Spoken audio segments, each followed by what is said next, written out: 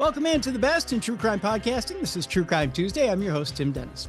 Got a great show ahead, folks. I'm really looking forward to today's show because we're going to combine true crime and love and some sleepy stories. Not stories that are going to put you to sleep, by all means. No. This is going to keep you awake. In fact, it may even shock you. The book that I have today is called True Crime Sleep Stories, Volume 3, Love Gone Wrong. My guest today is author Kelli Brink. And I'll tell you, I tried to read this before bed, but it kept me awake. So it's the opposite thing of what it was supposed to do. Oh, sorry about that. I'll live through it.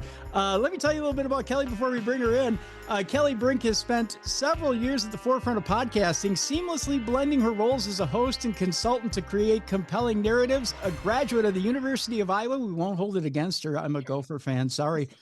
With a bachelor's degree in communication studies, Kelli's passion for storytelling traces back to the childhood where she transformed everyday objects into imaginary microphones, which I did the same thing. Actually, I pissed off a trucker. I'll tell her about it in a bit. With an early love for radio, music, and all things audio, she has owned her craft to captivate audiences. When she's not behind the microphone or advising clients, Kelli loves to explore new cities, camp, kayak, and attend live music shows or enjoy a cold beverage around a campfire with friends and family.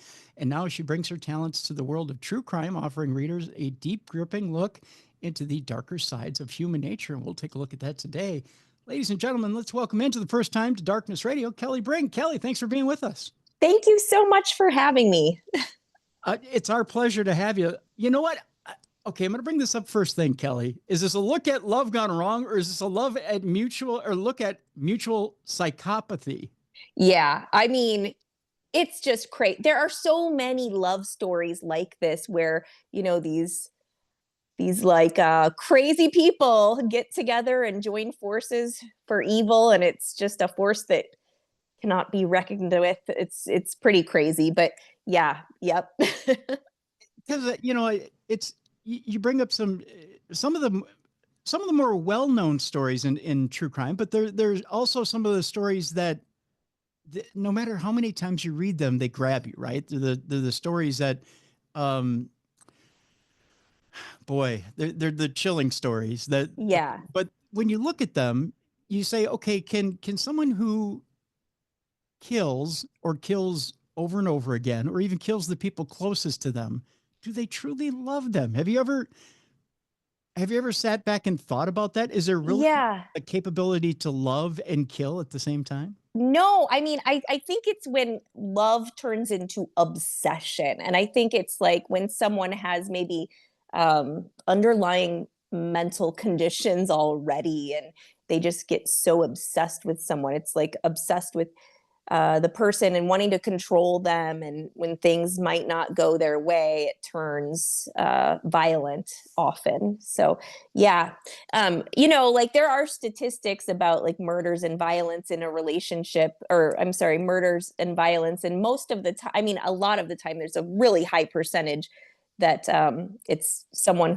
it's like a domestic situation or like in a romantic relationship. Mm-hmm. So yeah, I just think it's definitely like there's a fine line where love can turn into obsession, and all the stories in this book are a good example of that. What I loved was in the beginning of the book, you made it very clear, this has nothing to do with me, none of my relationships. My relationships are good, so don't think it reflects on me whatsoever. So yes, I've been really lucky. I've never experienced anything like what I write about. So yeah, it's just an interesting topic. And it was released around Valentine's Day, so I thought, let's go with the romantic, crazy stories. Yeah. Let me ask you this. Okay, so it comes out around Valentine's Day. Is that your call or is that the publisher's call?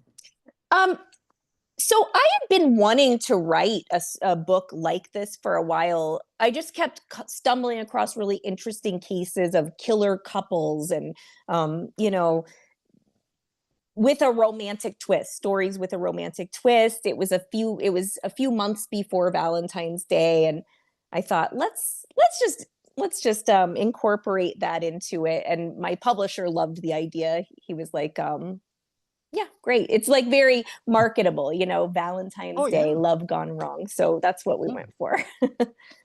Well, it fits in with the people who don't necessarily want to celebrate Valentine's Day, right? It does, yes. Yeah. And it, the people who are maybe single on Valentine's Day, it's a good reminder, like, why they should stay single, maybe. But yeah. Yeah, it really is. That's for sure. That's for sure. Um, I want to kind of talk a little bit without spoiling too much of the book. I do kind of want to gloss over a few of the cases today and talk a Yeah. little bit about that, whether it be love or mutual psychopathy. Again, I know I keep hitting that term, but the reason why is when you get into some of the cases, uh, it does trip that. I don't know about you, Kelly, but I'm fascinated with psychology, and I'm fascinated. I think we all are. I think those of us who are fascinated with true crime, we like to know what makes people tick, right? And what it is that is kind of lying behind those eyes of some of these killers, right? Yeah. And Go oh, ahead. Sorry. no, go ahead, go ahead. Well, that's really what got me into true crime to begin with. I've always been interested in the psychology behind the killer, really. Like, I always felt empathy and sympathy for the victim, but I always was wondering, because I would never, I don't think, be able to kill someone, even No. even in an extreme case. I think I'd have a lot of trouble taking a life. So I was always very curious about what's different in these people's minds that allows them to do such horrible acts. So that's how I got into it to begin with. But yeah. So are you of a mind, and let's go down this road real quick before we get into the cases. Are you of a mind that it's something in the wiring, or is it a bit of nurture? Is it the way someone's raised, or is it a bit of both?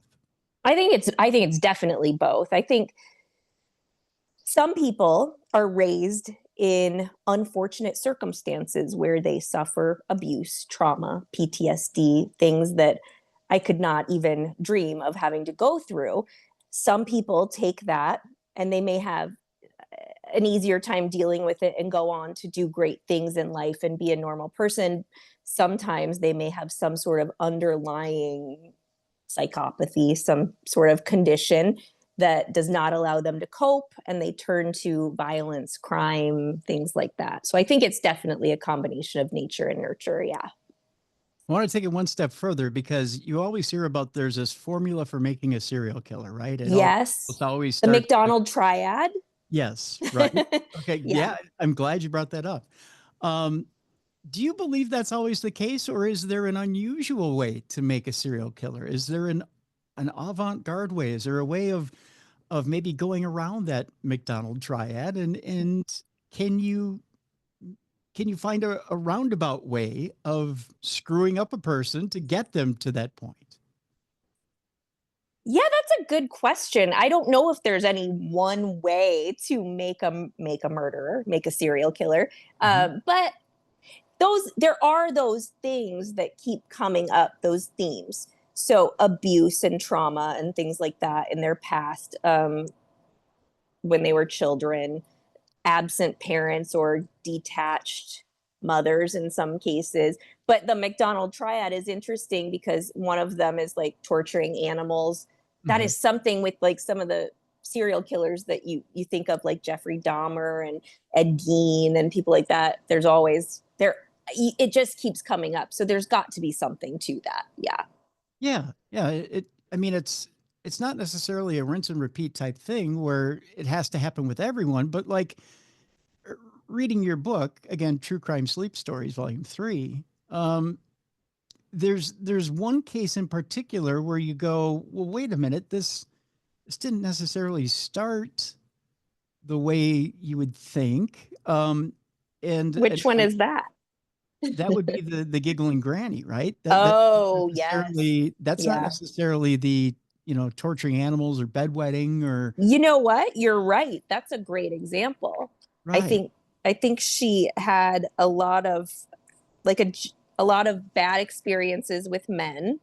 She was jaded. She was experiencing poverty. She saw Mhm. no way out of that until these men came into her life, and she was an opportunistic serial killer. I think in that case, she was killing in a way that would better her financially and in life, and she didn't see them as like she didn't value human life all that much. But that is an interesting case. They don't talk really about her childhood all that much. So And what's interesting is Nannie Doss is the giggling granny. She's reading these romance magazines or not. yeah. Yeah, and it's like she's looking for this idealized life. Like she's reaching for this ideal that she has in her mind, right? And she's gonna stretch and reach for this. And she's gonna try and achieve it in her own life. But it's like she needs to wipe the slate clean every time she doesn't get it. And wiping the slate clean for her is to kill whoever's in the way. It's like it's not divorcing, it's not giving a child away, it's not, it's not getting rid of the person in her life a different way. Right. It's eliminating them totally. It is. Something about that. It just floors me reading these cases back in those days. I can't remember what year that was exactly, but back in the old days, you could just take a life insurance policy out on anyone. Just take a life insurance policy out on a random, like your next door neighbor or the guy you're dating or whoever. And that's what she did over and over again, and would kill the people and collect on these policies. I'm like, people were so honest, really, back in those days. Yeah. And her crimes went between 1920 and 1954. There we go. Yeah.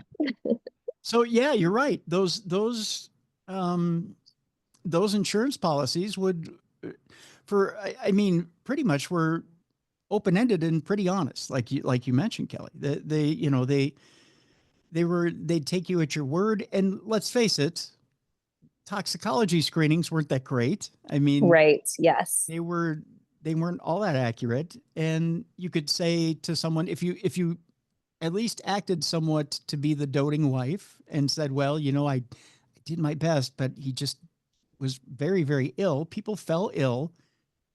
The child mortality rate was quite high. So, you had spares, so to speak. Right. Wow. Yeah. Yes. Yeah. And that's a horrible mentality. I know it's a horrible mentality, but you had spare children in case children fell off. Right. So it was just expected that this would happen, and you put insurance policies on children. Yeah, I know. Yeah. Times were so hard back then, so much illness and so many hardworking people who would die by accidents and things like that too. But yeah, she would poison the people in her life, collect the insurance policy, rinse and repeat, like you said. Yeah.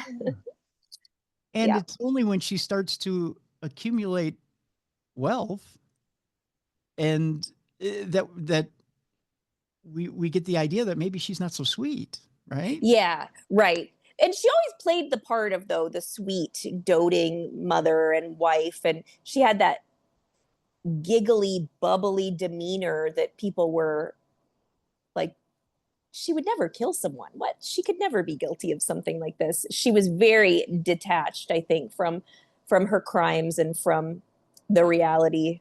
She had this giggle. She would kind of like talk about what she had done and laugh about it. So she was definitely deranged, definitely had some sort of something going on up there. Yeah. We'll save it for the book for people to find out where things turn cold and where your blood runs cold. Yes. With Nannie Doss. Yeah. That's just a really interesting case, though. Yeah. But she's not your typical, typical formulaic. Nope. Killer. She's not the one that you look at and go, well, of course you could see it coming down the pike. That's the one that if you were going to point one out, that's it. Yeah. The Lonely Hearts Killer is what they called her, or, the giggling granny. So definitely applicable for Valentine's Day when the book was released. Yeah. Right. Yeah. Now I'll ask with Nannie Doss and maybe with one or two others. I know with the Ken and Barbie Killer, the female in the Ken and Barbie Killer isn't necessarily your typical serial killer either. I'm noticing with a lot of the female equivalents in these stories, they're not. I know with males they tend to be. I shouldn't say that. I'm not going to draw the stereotype here. I'm sorry, Kelly. Yeah. But you don't tend to have the same male equivalent origin stories. That's what I'm looking for here. Yeah. Of how they get drawn into the violence and how they get drawn into the, Yeah. it's more of a, what's the words I'm looking for here? Coercive control, something like that, maybe. Yes. Yeah. I think the men, I think they start most of the time the way we were talking about, but then they take on a female partner, and the women, I think I think that is shows some like dark intent as well, because I think they frequently take a woman who is maybe, has maybe some self-esteem issues, is easily controllable, and they target a certain type of woman, I think. And they're very um able to manipulate them into doing whatever they want, and they just use, like in the cases in this book, they use the women for their needs and as an accomplice and a helper, or someone to cover up their crimes, and it's definitely not really love. No. Right. Yeah. Now there is one case at the end of the book that definitely was straight outrage, and rightfully so. And I hate to skip to the end of the book, but let's talk about it before the break here. Yeah. And that's Lorena Bobbitt. Now, Yeah. sadly, became a punchline in our lexicon, but it should be far from a punchline. Yeah. I wanted to include something that was like a non-murder story. And this was a case that rocked the news headlines for years. I mean, people still talk about it, and it has become a joke. It was very serious, though. And, I don't know. I don't really talk about my feelings on that case in the book. I kind of keep it, I just report the facts and ask the reader, well, what do you think? Why did this happen? But I just, wow. I mean, that was something to do. Wow. I don't know if those actions were justified. You know, um, she said she was going through a lot of abuse and things like that. But I don't know. That's quite an act. Let's face it, when we step back from it, Yeah. what is it, 30 years now? Mm-hmm. And 30 years now. When we step back from it, we look at it, I think we can look at it through a fresh set of eyes, right? Mm-hmm. And at the time, I think our society handled it horribly. Mm-hmm. We handled it horribly. I agree. If we would have looked at it through eyes now and said, you know what, this poor woman was suffering, Mm-hmm. and nobody was helping her. Mm-hmm. Mm-hmm. Mm-hmm. If we would look at it through that and would have said, you know what, if somebody would have just took this jerk aside and said, before it got to this point, before it got to the point where she had to take physical action. Yeah. And would have said, you know what, we need to take you aside and we need to get you help, then it would have never come to this point. Yeah. I think they obviously were in a really toxic relationship and should have severed ties rather than severing appendages. But Right. yeah, it was, yeah.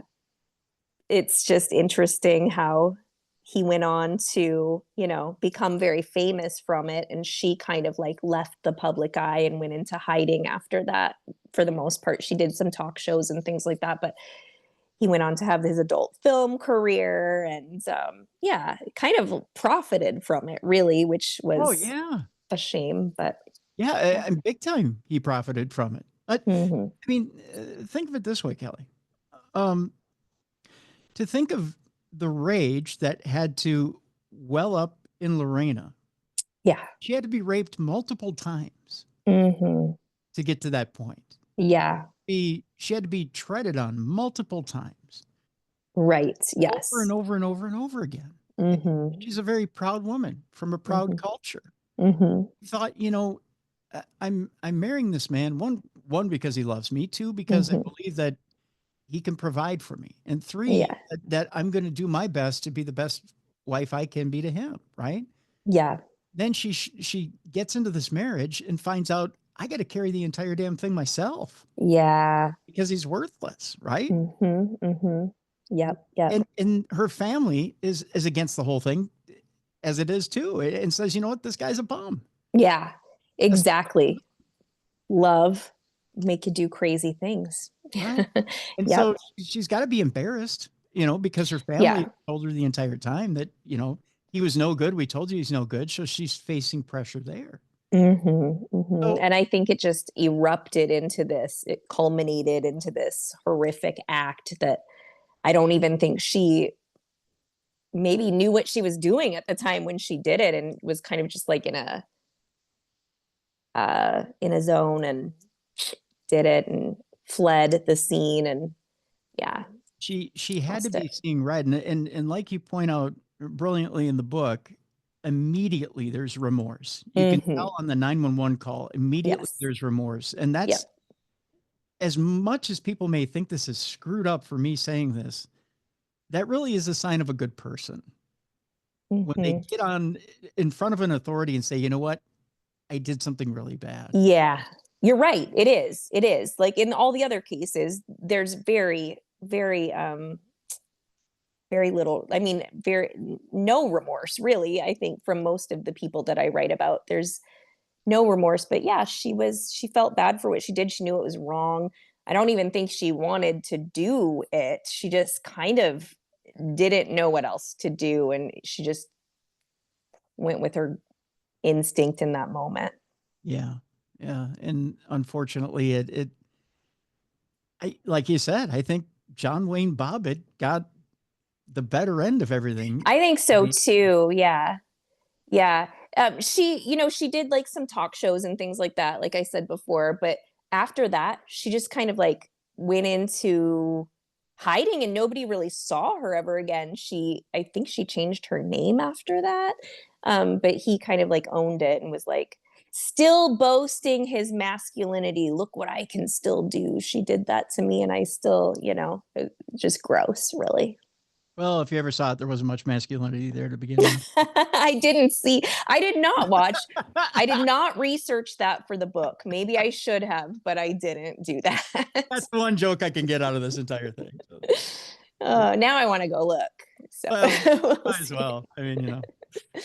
Well, with that, let's take our break. When we come back, we'll dig deeper into this wonderful book that Kelli has written. By the way, there's 2 other volumes as well, and we'll put up links to all 3 in the description of the program, so you can take a look. Also, Kelli's got a podcast out there as well called True Crime Sleep Stories that we'll link to as well, so you can check out Kelli's podcast as well. But we're talking about True Crime Sleep Stories Volume 3, Love Gone Wrong. That's the volume we're talking about today. And when we come back, we'll talk about more stories about love gone wrong when we come back with Kelli Brink right here on the Best in True Crime Podcasting. This is True Crime Tuesday.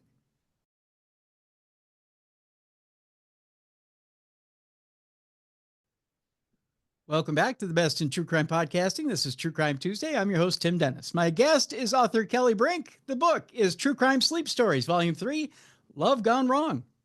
Or is it mutual psychopathy? Again, that term, Kelli. Mutual. It's not as catchy of a title, but maybe that's what I should have gone with. People would say mutual psychopathy. What the hell is that? I mean, you know, it just wouldn't. I like the way that it's put in the description when you go to Amazon. Love can be beautiful or deadly. And in my case, in most of my relationships, it's just been deadly. It's never been beautiful at all. So ended in a dead end. Yes. dead relationship. End, yes. In a huge cul-de-sac. It just I turned right back around and back where I came from. It's Aw. Yeah. Oh. Yeah, I've been lucky. I haven't experienced anything too crazy. Nothing like the book, but And there's some crazy stuff in the book, let me tell you. Although it's like I said, it's a wonderful book if you like reading about people who some people who get it in the end and some people who get away with it in the end. It's one of those books where love gone wrong, and stories about love gone wrong are actually the most interesting stories, right? Because there's passion involved. There's passion. Yes, absolutely. Passion can be good, not so good sometimes. Yes, lots of passion in this book for sure. Yes. Yeah. Yeah, I think that's what I found the most interesting about this book in total is the fact that when you take a psychopathic killer and combine it with what's supposed to be passion, love, passion, and a passionate feeling, the two really don't mix because a psychopath is supposed to be cold and calculating. Mm-hmm. And then you combine it with love, which is supposed to be this, especially true love, is supposed to be this overwhelming feel of passionate, passionate amour, so to speak. Yeah. The two don't mix. They just don't mix. No, they don't mix, but that's why I'm like, I don't think any of this really was love. I think there's really only one case I talk about in this book that I think is an example of actual love there, Mm-hmm. and that's Bonnie and Clyde. I do think they were in love. They were, I don't even think they were two psychopaths getting together. And I think that story is a little bit different. I think they were like two people who experienced poverty and hardship during a time in America that everybody was going through a lot. And they were representative of like going against the man, like anti-establishment kind of like heroes in a way. I mean, they did a lot of terrible things, let's get that straight, but I do think they were very much in love. And yeah. So why those two, and why, as an American society and in the lexicon, did we blow them out of proportion and not two others? Why didn't we? Because surely enough, there's other husband and wife or boyfriend and girlfriend teams that we could have taken in the society and blown them out of proportion. Yeah, I think it was because they were I think they were good at heart. People could really identify with them.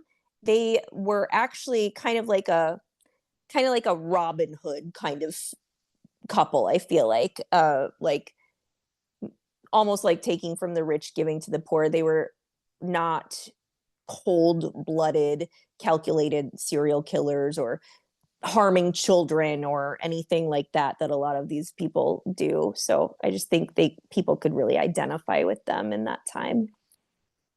Was it to the age, the fact that they were so young, and the fact that they didn't live to a nice ripe old age, or they didn't get to see a nice long life in a sunset and be able to retire together, or Yeah, long life? such a tragedy, really. But I think there was some innocence that people viewed or saw in them. Um, you know, not like jaded, middle-aged people who had been through all this stuff. There's so much that they missed in life, and there was like a tragic innocence and in Bonnie and Clyde that people could see. Yeah. Yeah, yeah. I want to talk about another couple that aren't so innocent, that make your stomach turn. A match made in hell, the Ken and Barbie Killers. Boy, Mm-hmm. let me tell you, Kelly, when I read this chapter, it's a good thing I had eaten hours before, because I think I wanted to throw up in my mouth a little bit, to be honest. Oh, I know. Just absolutely horrific what these people did, luring people in and taking advantage, and Yeah, cold-blooded, brutal murderers. Yes. Yep. yeah. They no, obviously their names aren't Ken and Barbie, but and they're a little Yeah. harder to pronounce. Uh, Yes. but you have two people that eventually want to get married, but it seemed like they're leeching off of everyone, and they have, again, we're talking about a female accomplice here who seems like she's going along with the whims of a male serial killer, but he Hmm. manages to unveil himself to her in a weird kind of way. You're talking about Paul Bernardo and Carla. Is it Homolka? Is that how? Homolka. Yep. Okay. Yep. And Yeah. they're clean cut. They look good. They're meticulous from head to toe. Um, Paul's real confident. They both live in a suburb of Toronto. They're up in Canada. Um, Everything seems like, they good clean living, but Paul's got an issue. I mean, he's Oh, really got yeah. an issue. Tell us a little bit about Paul. Well, yeah, he's a serial rapist. That is his issue. I mean, he is just actually just a horrible person doing horrific things to people. And but the worst part about them is they would videotape their crimes, these rapes and murders, videotape them so they could rewatch them later. And ultimately that would be part of their demise, having all of that incriminating evidence on tape. And Carla would help lure people in, victims for him. I think she was so in love and needed him so much, she thought. So she helped him. She would bring women to the house that he could victimize and murder. And she took part in these brutal murders as well. Yeah. Really disgusting case. I can see why it disturbed you. Yeah. Yeah. Can we even talk about the thing that disturbed me the most, which had to do with sister? Oh, the sister. Yes. Yeah. Yeah. Yep. What, you want to go ahead and tell that part? Oh, why don't you tell it? I'm a little fuzzy on the details. Okay. Just they hatched this plan shortly before they were going to announce their wedding, or they were going to announce their wedding, or they had announced their wedding. They were, I think, staying with the parents at that time, weren't they? I think so. Yeah. Yep. To announce their wedding, and they decide that Paul's going to turn his fascinations towards Carla's sister. Right? Yes, he had a really sick fascination with the younger sister. So, yeah. And so Carla goes along with this, which to me is just got creep factors of ick that go. Yeah, her own sister, absolutely. So they decide to hatch a plan where they're going to lure Carla. Was it to the basement of the parents' house? Yep, that's right. Yes. And they decide to ply her with not only one sedative, but then a second sedative. And I don't forgive me for not knowing what the name of the sedative. Yep. They overply her with the sedative, and she ends up vomiting. Yes. Yeah. Which, lucky for them, she did, because that's what the coroner ends up saying, is that she accidentally died of asphyxiation. Yep. Necessarily do a correct autopsy on her to find out whether she had been drugged. Right. So they were able to kind of cover that up with that. Yeah. The other disgusting acts, I'll let you read the book, because it's a little stomach turning. It's really stomach turning. And I don't normally put those kinds of details in my books, but this one was a little extreme. This book I usually skim over. I don't get super graphic, but I did include all the details of the. Well, I think it's necessary, because it was, I think, rightfully so. You have to know what kind of a monster Paul really was, and the depths of depravity that both Paul and Carla went to, right? Yeah. And they were called the Ken and Barbie Killers, which is ironic. I mean, you just don't think of people who are in a romantic relationship and, who look, by all appearances, totally normal, like you'd see walking down the street, or your next door neighbors. You just don't think of people like that. And it's so scary what could be lurking behind closed doors like them.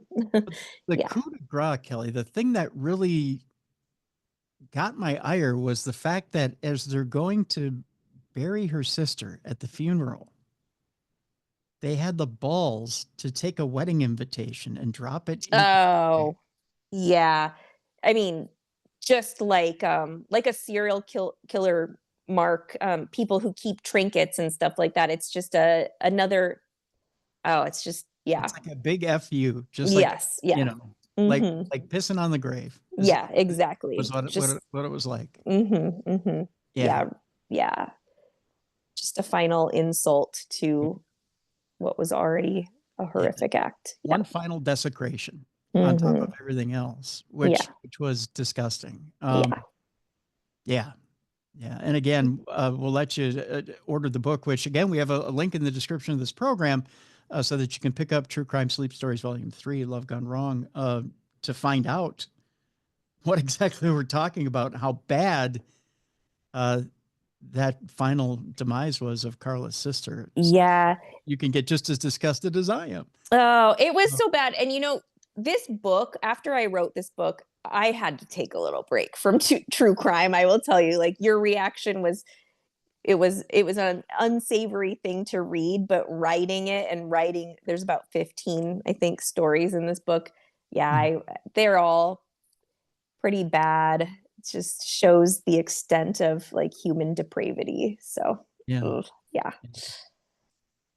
One of the more, speaking of evil couples, let's talk a little bit about Fred and Rose West.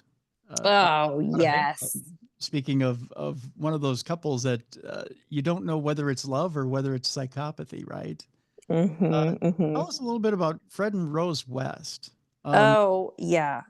So, well, they seemed, again, like a pretty normal couple. They had some shady stuff in both of their backgrounds, but they met each other, fell in love, and did some terrible things together. But what's the worst is the children. There were children involved, young people involved. They preyed on some of the most innocent people. They befriended people in the community and then ended up murdering them. They really were able to gain people's trust, kids' trust and stuff. And they just left a trail of suffering and destruction, really, in after their, love. Yeah. Yep. Yeah. It's the fact that the victims were so young. Yeah. Yeah. Yeah. So young, so innocent. And it's just so rare for a woman to, I feel, be wired that way to do such horrible things. Like, it's men are usually the serial killers. Right. Women are maternal, nurturing, but Rose West was none of those things. She put on an air of being like that to lure people in again for her lover, and then they did this together. So yeah. Right. Okay, I want to switch from maternal to predator.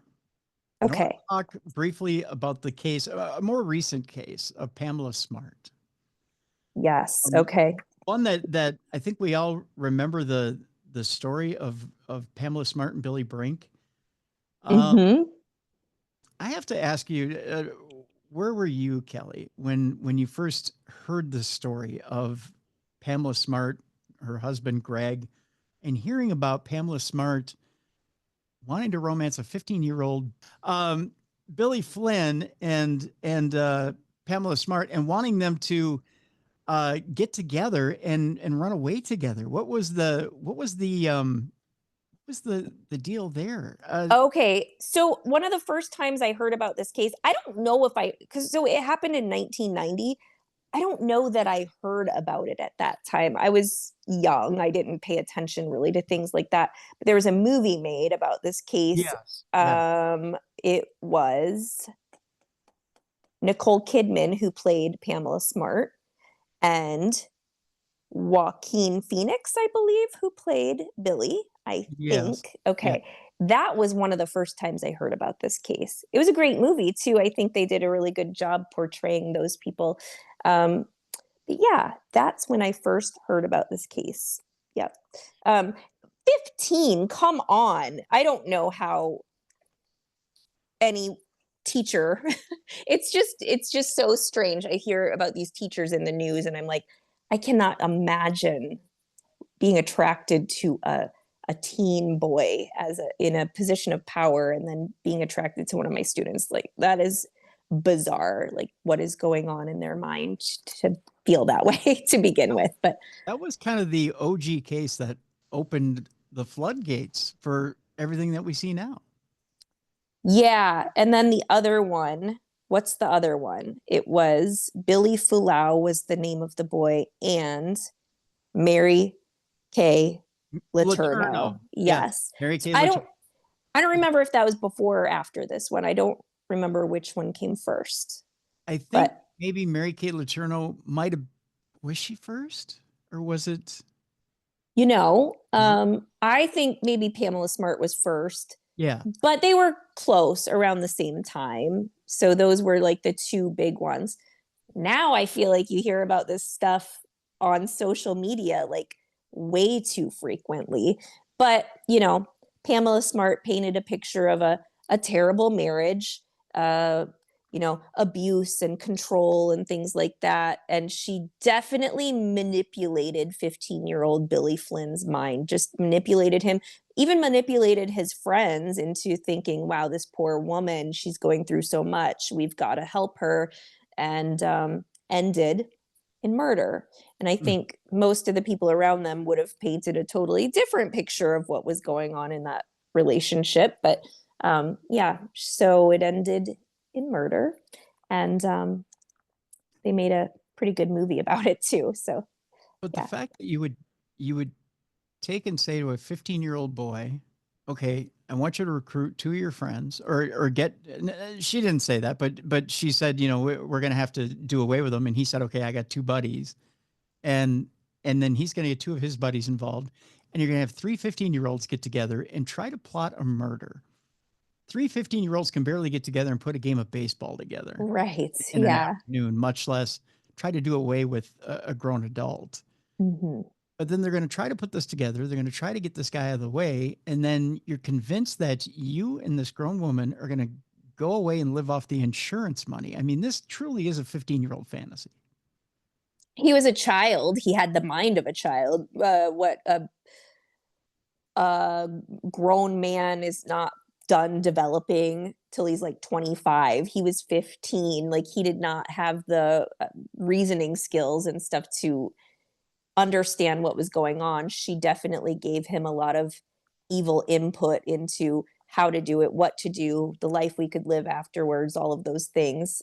So I can't remember She was 26, wasn't she, at the time?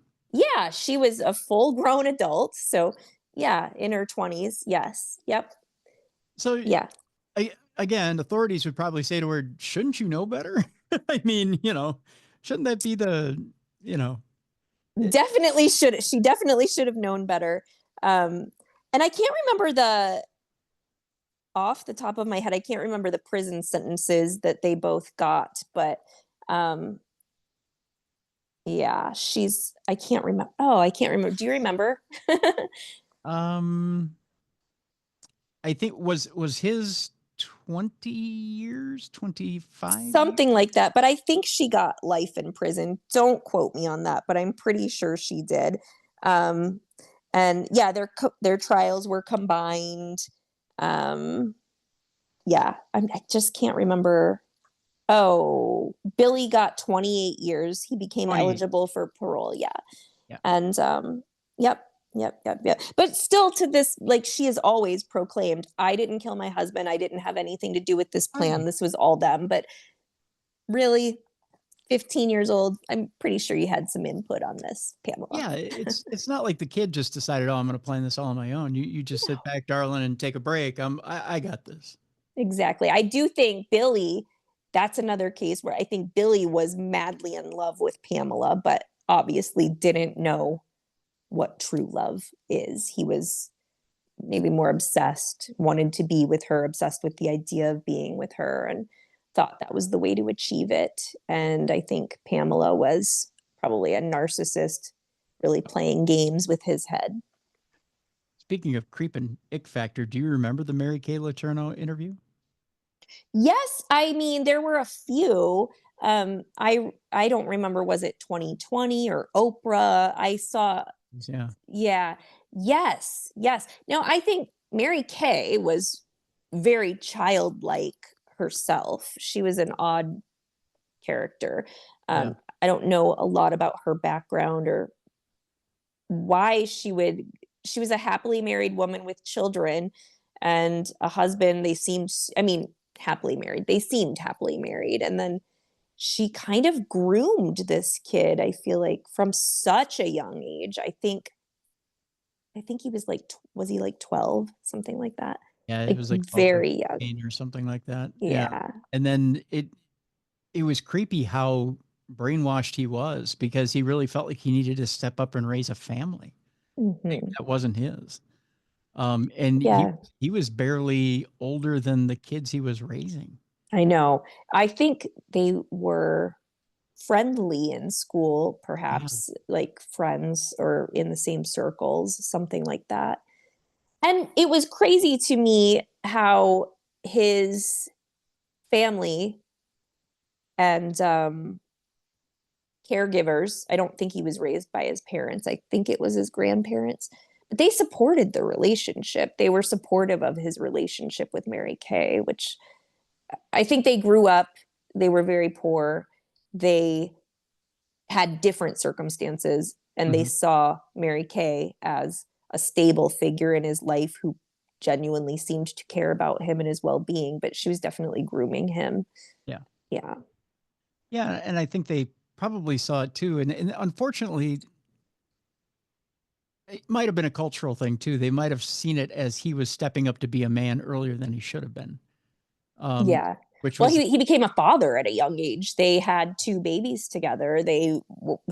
She got pregnant and then she was in prison pregnant, so yeah, gave birth, and then he and his guardians had to raise the baby. So just really crazy. But I think they're still together to this day. I'm pretty sure they're still together.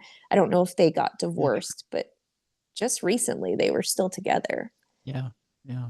Which, I mean, what do you do when you're with somebody since you were a kid? I mean, that Yeah. I think that you're pretty much conditioned or ingrained to think that you're not going anywhere, right? Yeah. Like, what else is there? Like, this is Right. all I know. Yeah. I mean, if you've never been to your prom, if you've never dated anybody else, I mean, what else do Yeah. you do? You know? I mean, Yeah. don't you at that point, and I mean, again, this goes down that psychological path here, Kelly, where don't you don't you develop a love for somebody that's more than just a romantic love at that point? Yes. It's like an essential part of them. Like, he needs her to survive in life. She probably taught him all the life skills as an adult that he knows. They've been together since he was just a child. And yeah, it's like your family, a mentor, a lover, all these different things at the same time. Now you're Pretty developing some of those classic confusing. Greek complexes, right? I mean, Yes. yeah, now we're getting into some of the sicker complexes that we could, yeah, Yeah. go on and on. Yeah, really though. Yes. Very confusing for someone so young, I'm sure. Yeah. But yeah.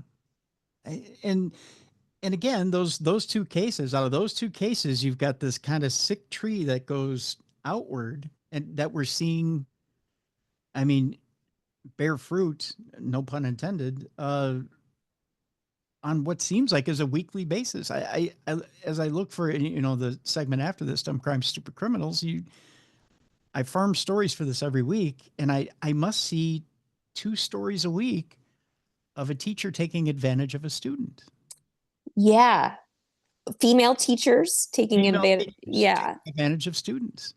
It's becoming more prevalent. And I don't know if this was always a thing, but it's like a sexy topic to talk about in the media now. And so they're covering it more, or if this has always been going on, or if it's new. I don't know, but I am hearing a lot more cases like that. And I just shake my head. I'm like, that's a child. That's just a child. And boys mature so much slower and later than girls. So, I mean, like they're just so young. I don't understand any kind of sexualization of a young boy. And a lot of the time I hear, well, he was the aggressor in the situation. He, came on to me or whatever. I don't see it. That's so Right. gross. It's just Well, I'll tell you sick. something that might turn your stomach. At least in the school district I was in here in Minnesota, we heard more stories about male teachers that got with teenage girls than we did female teachers getting with guys. Oh wow. Yeah. That's yeah. Like what's a case? Tell me one of them. What's the worst?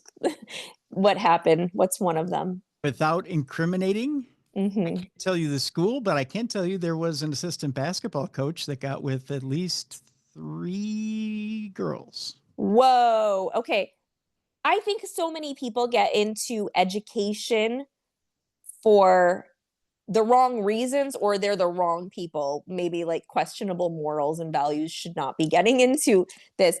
You know, that reminds me of something that happened. Okay. So at one of my children's schools, this was a long time ago, the guidance counselor was found guilty of doing some terrible things, abusing some students as well. And he would take on, like, if you were a new student or something like that, he would take you on, and you meet with him weekly in his room and behind closed doors. And he was abusing a couple students at the school. That's one case. Yeah. I mean, luckily I've not run into this very often, but yeah, it's just terrible, terrible, terrible. Because again, like, we entrust people with our kids, and the kids are just so innocent and pure. And yeah, Well, that's the thing. Schools should be, they should be, they should be, what's the word I'm looking for here, Kelly? Again, I'm at a a loss. safe place. I mean, they should be More than just a safe place. Yeah. They should be, sacred, right? They should be sacred. Yeah. right. They should be more than just a safe place. It should be that sacred spot where kids go to learn, where they know they can step onto that space, and everyone has their best interest, not just their best interest at heart, but those teachers, those educators, they should be an extension of a parent, right? They should be that person that's there to look out for them, not only educate them, but they should be adults that they can go to if they have a problem, that they can say, hey, you know what? I don't feel right about this. I don't feel right about that. I got to talk to somebody. You're here, and I know you can give me the best advice, right? There should never be anybody in that building that they look at and go, I don't feel right around you. That their instinct should ever go off and go, I can't be around you. There should be no stranger danger in a school. No, I agree. But sadly, there are these people in society who prey on these young victims, prey on the innocent. I mean, a lot of people, well, like, okay, I'm thinking of serial killers like BTK. He was a Boy Scout leader. He was in a position of power. He worked in places where he had access to information. Like, he worked for an alarm system company.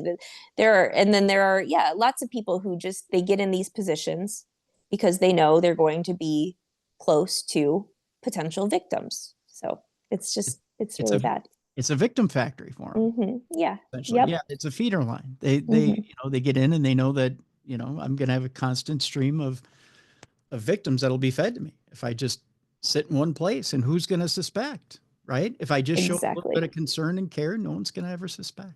Yeah, and they typically prey on ones who are from maybe like a lower socioeconomic status or something, or may have already suffered some sort of abuse, so that they're less likely to report it. They're smart people. They know who to target.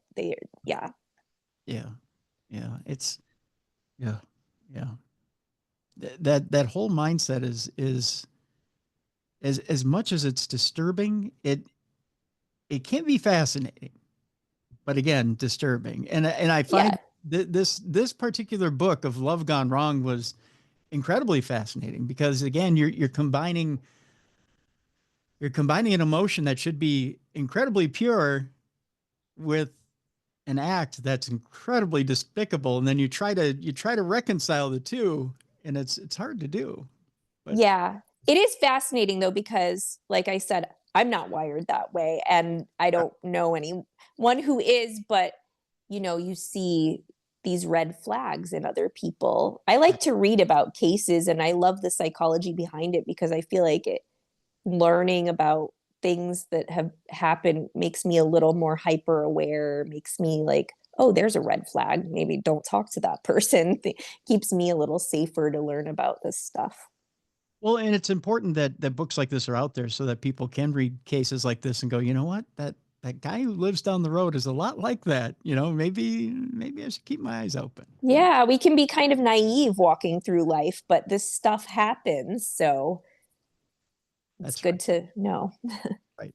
Well, the book is out now and available. We have a link in the description of this program. True Crime Sleep Stories, Volume 3, Love Gone Wrong. Kelli Brink, I want to thank you so much for being with us today on True Crime Tuesday. Yeah, thank you so much for having me. I've enjoyed it. I've enjoyed our time as well. Folks, we're going to lighten things up a little bit. It's time now for us to jump into Dumb Crimes and Stupid Criminals. It's Crayon News story time.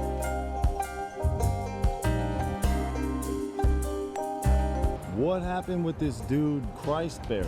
I heard he cut his penis off and then jumped off a balcony. Suspect pulls gun from butt, shoots twice at Denver police. What is your emergency? I need help. And what's the problem? I'm too high. You're too high? Yeah. It's that time again, the time you've all been looking forward to. It's time for Dumb Crimes and Stupid Criminals. I have a bit of a conundrum, but I think I've solved it. Here's the deal. So Jess has a bit of a track meet, I believe, with her daughter today, so she's out of the question. Mally has some sort of home improvement deal going on with her neighbor, Wilson. I think Wilson is building a fence to keep out immigrants or something like that. I don't know, but it's really loud over at her place. So here's what I've done. I've reached out to a fellow brother, a good brother at that. I've gone all the way to the state we normally talk about during this segment, which, of course, would be Florida. Yes, we're talking about Florida. And I've pulled up a good brother by the name of roccistucci, who's not only intelligent, he's witty, he's funny, but he's just good and kind-hearted. So, ladies and gentlemen, let's bring in from Stuccimedia, roccistucci. Rocky, how you doing, brother? Brother, I appreciate it, and I will validate 100% that the crazy in Florida is 100%. There's people that they sit in hot tubs with alligators. I'm just saying. Not saying, but I'm saying. You know what I mean? Really? So, yeah, so down here, I thought this was kind of like a TikTok thing. I thought it was kind of like just do something for clicks. Yeah. There are people that go into these creeks, into the Everglades area, and literally everywhere around Florida, there's these alligators. And a lot of these people have pretty much, it's illegal, but they've hand raised a lot of these wild alligators. So they'll go in these creeks, and these alligators that are 6, 7, 8 feet, they swim right up to the people, and the people will pet them. I'm uncomfortable with all this because I don't even walk in the ocean up to my ankles, to think that people are swimming with dinosaurs makes me a little weird, Did I ever tell you about the one time in Jamaica I decided I was young, I was dumb, I was stupid. I decided the ocean, I love the ocean. I've never been in the ocean, but I decided I was going to wander out into the ocean. I was going to see what I could see. I knew there were sharks in it. But I just decided, hey, but there were young Jamaican boys that were jumping up and down on a huge trampoline, and I was going to make a splash, literally, right? So, because at the time I was 365 pounds, I was going to make a splash. So I got out on that trampoline, and I was jumping out off this trampoline and into the ocean, and these young Jamaican boys are going, do it again, man. They thought it was really cool. And we were having a good time out there on this trampoline until I saw this fin. Oh, no. Yeah, about probably, I'd say a good 100, 200 feet out from the trampoline. And this young boy looks at me and he goes, "Man, we got to get in." And I was like, "Yeah, we do." It's amazing, though, Tim, to the amount of people that swim with sharks openly. And like the surfers, they know every day they go in that water, there's sharks that are swimming right underneath their feet. And they're okay with this. And I don't understand it. I mean, I think I'd rather be abducted by an alien than to be attacked by a shark, Yeah. I'm kind of being serious too. I would too. I'd rather take the anal probe than the bite any day. Easy work. Give me an 18-inch finger all day, bro. That's all I'm saying. Well, you see surfers, they're like, "No, everything's okay," and then they're waving at you with the nub. No. Rocky, I've fought off a sharko foot and keeping my foot for over a decade, man, because I don't want to end up with a nub. I mean, there's a reason, I mean, I've heard horror stories from my surgeons about, if they take your foot, that's you've got 5 years left as a diabetic, Are you serious? People that? Yes, a surgeon, a well-known surgeon. And the reason for that, keep in mind, because as a big boy, Yeah. you become sedentary, and then Oh. with the fact that the prosthetics you get, you're not a billionaire, so you don't get the best fitting prosthetic, so you get sores, and those sores fester and they become infected, and then things happen with that. And you become sedentary, you gain weight, your blood sugars go up, you get other complications that happen, and they give you 5 years. You know what, dude, you mentioned that, and I got a good buddy. His name is Mark Fucarell. He was actually one of the guys that was blowing up in the Boston bombings. That one of the kids that had the bombs, one of the terrorists that put the bomb next to the tree. Mark was right next to the tree, and him and the terrorist kid, they bumped shoulders. And the bomb went off, he lost his leg. And so one of his frustrations was exactly what you just said, is that most people don't have money. Most people don't have education when it comes to if you lose a limb, the processes that go along with this and the equipment that you need, the proper equipment that you need. Because he says that he didn't know anything and he didn't know anybody when he lost his leg, and he went and got a prosthetic that did exactly what you said. It tore him up. It was terrible, but he didn't have no money. So he started this network called the Mark Foundation, MARC. And it's a network for people with disabilities that they can reach out to anybody and everybody. It's kind of like a Facebook. So you don't have to feel uncomfortable when you have questions. And then you can reach out to the people that are dealing with similar issues, and they can put you in the right path so you can avoid situations like what you're referring to, brother. This is a big deal. I love people like this. Yeah, most definitely. Well, see, that I've learned something today. Yeah, it's a beautiful community. We were talking a little bit ago, folks, and we were talking about, the industry, the radio industry, and there's some amazing people that you meet through the years that have done incredible things, that just rolling up their sleeves and just getting out there and doing the work. And it's people like that inspire people like Tim and I, man, that just get up every day and get it done. Yeah, exactly. Yeah. So yeah. I'm glad you came on today, Rocky. That's inspiring. See, and there's another brother that deals with Lost Limbs Foundation and the paranormal, who does a lot of that same work. And I'm getting to meet more and more people who deal with disabilities and deal with lost limbs and things. So but I still deal with people every day who see me with the shark afoot and see me struggling to now I don't struggle so much anymore. By the way, I haven't told you since we've been talking that I'm just in a brace now, a brace and a tennis shoe, and I'm walking short distances with my foot. So I think the last time I saw you, I was in a cast and on crutches. Yeah. So, but I've had people just come up to me and just unknowingly, not callously or anything, but unknowingly and kind of naively tell me, "Well, just lop it off and get a prosthetic," because I think it'd be easier. And they're looking out for you, but they don't realize how much pain and suffering there is with that too. It's not that simple. It's just not that simple. We don't have that kind of technology. Yeah, it's easier to advise than to actually practice the advice. You know what I'm saying? Yeah. And we say that respectfully, too, because you just said it. People are super sincere. They're really they feel obligated to try to say something, like when somebody passes away, right? Dude, I never know what to say to somebody, because there's not the right thing you can say to somebody when they lose somebody they love, Right. But we feel obligated, right? We're like, man, bro, if I don't say something, I'm an asshole, so I'm super sorry, man, and you don't even know what words to use. So I totally get it, brother. Sometimes sorry is just the best. The other thing too is just if you truly do mean it, just say, you know what, I will keep you in my thoughts and prayers. I will keep you and your family in my thoughts and prayers, and I'll pray for strength for your family, because I know this is a tough time. And so I love that out of you. That's the best thing. It is, brother. It is. Absolutely. So we're gonna talk about some not normal stuff, huh? Yeah. Oh yeah. We're going off the deep end today, Rocky. We're dumb crimes, stupid criminals is the subject, man. Yeah. I drug you into some deep water today. Well, we already talked about 18-inch alien fingers, so I think we're on the right path. Yeah, we're on a good. Yeah, we're on a good. So would you jump out of a 90-mile-an-hour moving train, or would you prefer to be anally probed? Well, that's a tough one. I know. This was from a real story, brother. This was from a real story of a train that was being overtaken by aliens. This is allegedly. And people were jumping out of the train because they thought aliens were taking over the train in Russia. The train was doing, I'm going to say it wasn't doing 90, it was doing about 60 miles an hour. people were jumping out of the train, and that brought up the conversation. If the train was being attacked by aliens and you had a choice to either be abducted and 18-inch finger probed, you know what I'm saying? Or jump out of a 60-mile-an-hour train into whatever you don't know, what would you do? Well, this kid doesn't barrel roll, so I guess I'm stupid. Well, that's 2 for 2. You're going up in space. You know, we got a pattern going on here, bro. Someone's got to be the astronaut. Someone's got to make peace with these guys, right?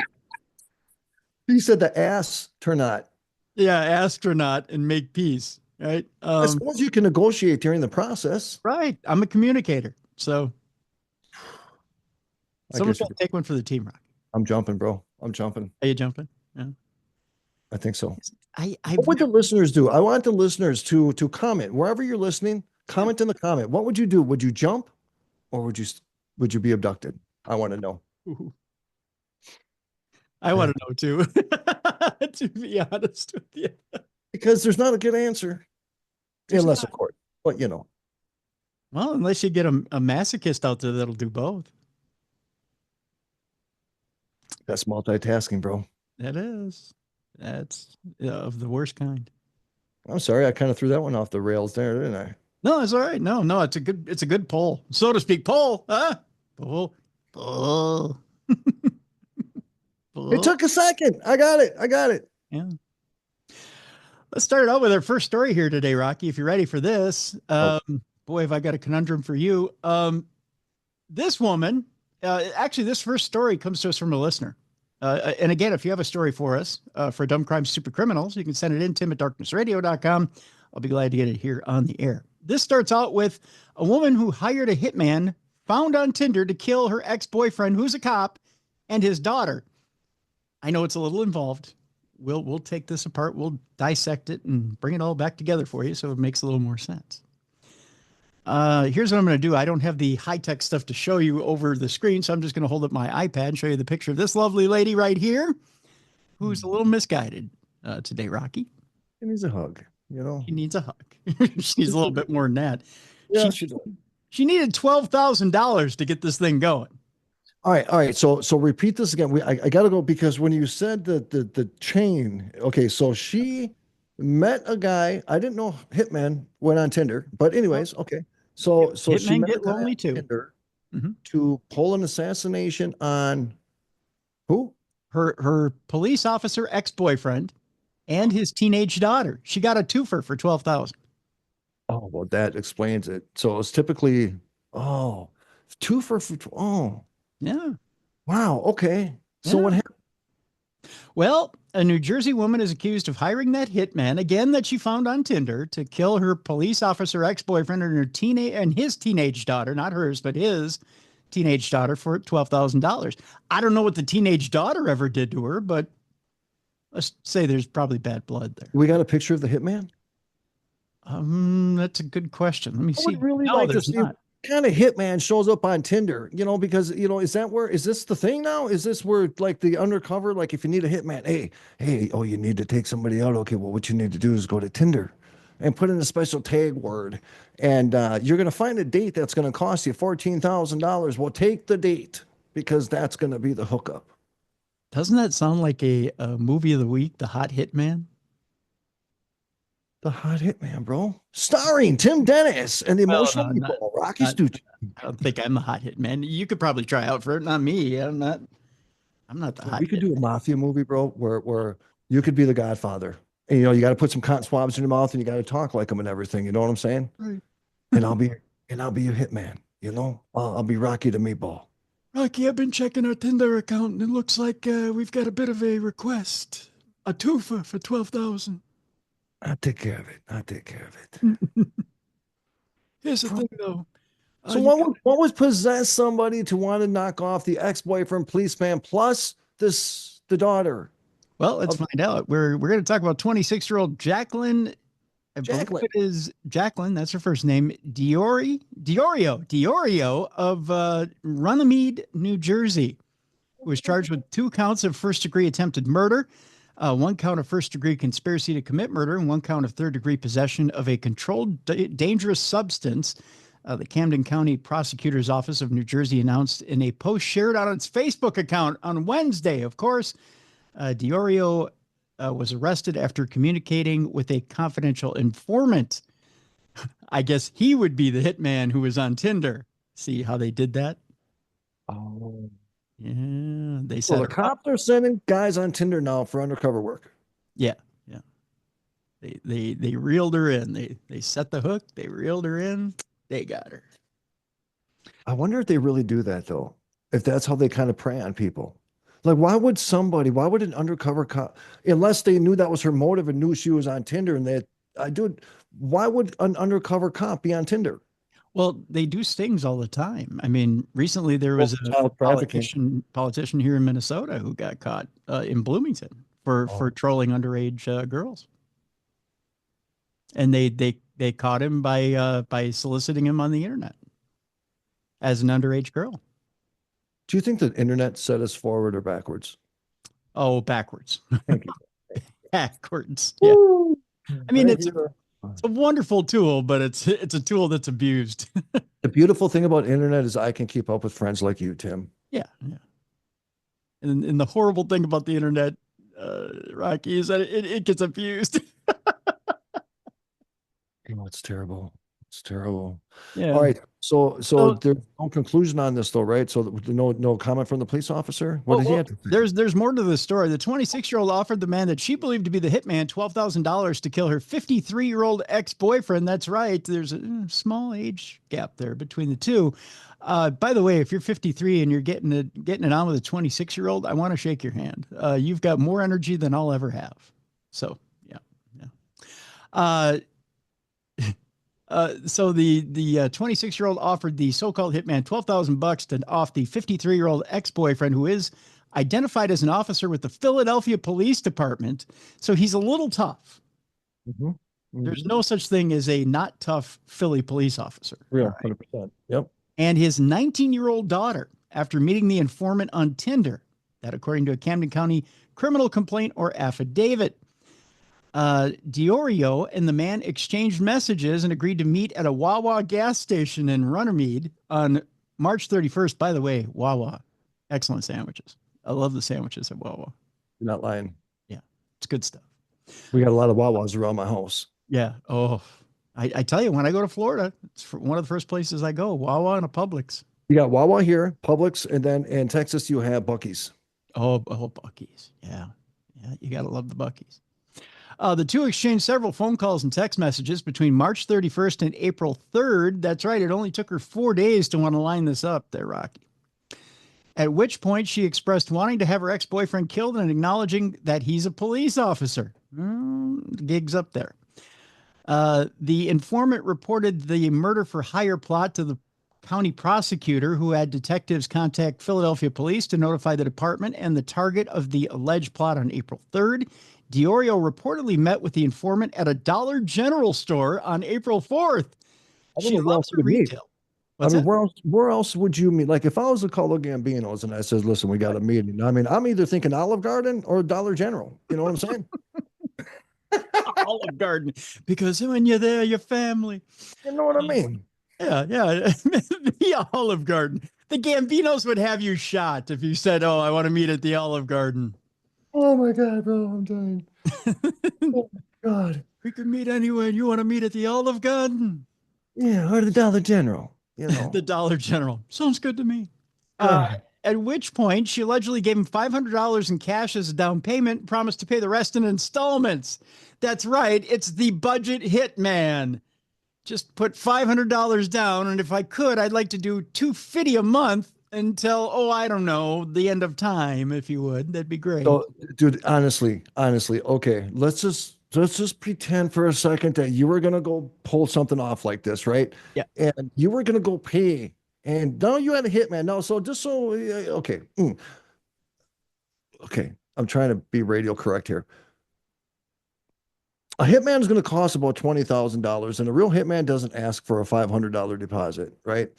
No. So when a real hitman asks for a $500 deposit and then works out a payment plan with you, yeah. There's probably a little room in there for some suspicion, for maybe to think that maybe that there might be something a little shady going on here, and maybe he might be a cop. You know what I'm saying? The fact that he'll meet you at a Dollar General. I'd run like the wind there. Yeah, I'll meet you at Dollar General and I'll take $250 a month until it's paid off at 16.5% interest. Yes, the exact interest. I'll give you 10 points on that. Oh my God, come on, dude. She almost deserves to get caught. You know what I'm saying? Oh, it was dumb. Officers from the, I believe this is Gloucester Township Police Department Special Response Team then warned Dioro, and she was arrested at the scene. Police found an unlabeled bottle of pills suspected to be alprazolam with Dioro at the time of the arrest. That explains a lot. If she's popping the old downers at the same time she's saying, I only have $500, but hey, I got pills on me. Good stuff. So I got some benzos. Yeah, it's a party. Dioro is currently being held at the Camden County Correctional Facility and is scheduled for a detention hearing at Camden County Superior Court coming up, believe it or not, tomorrow. I almost feel like I got to keep following this story. Yeah. So was there any reasoning, brother? Was anything? I mean, because they weren't married. No. They were just boyfriend and girlfriend. He was an ex. He was an ex. He was out of her life. Plus, he wanted the daughter knocked off. She wanted the daughter knocked off. Yeah. But there's no life insurance policy. There was no marital kind of relationship or bondage legally. No. So was she just that angry that they broke up that she just wanted them both gone? I guess. Dude, man. Or maybe she tried to get him back and he said no. That happens, dude. I mean, people can't handle. I know some people that can't handle breakups, man. If you know that certain people are going to go through a breakup, just go to Alaska for a month. You know what I'm saying? It's the safest thing for you to do.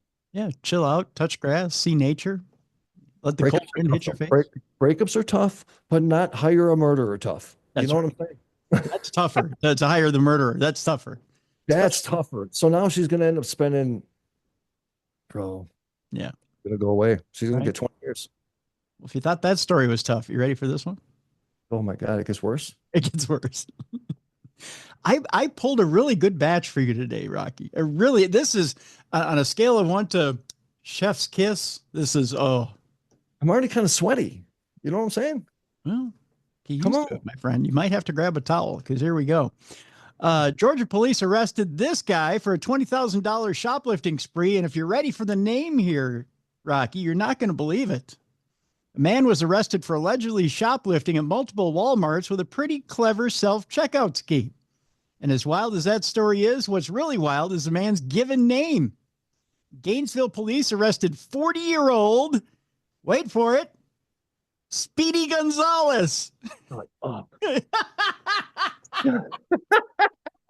Dude, no way, bro. No way. Yes. This is 40-year-old Speedy Gonzalez.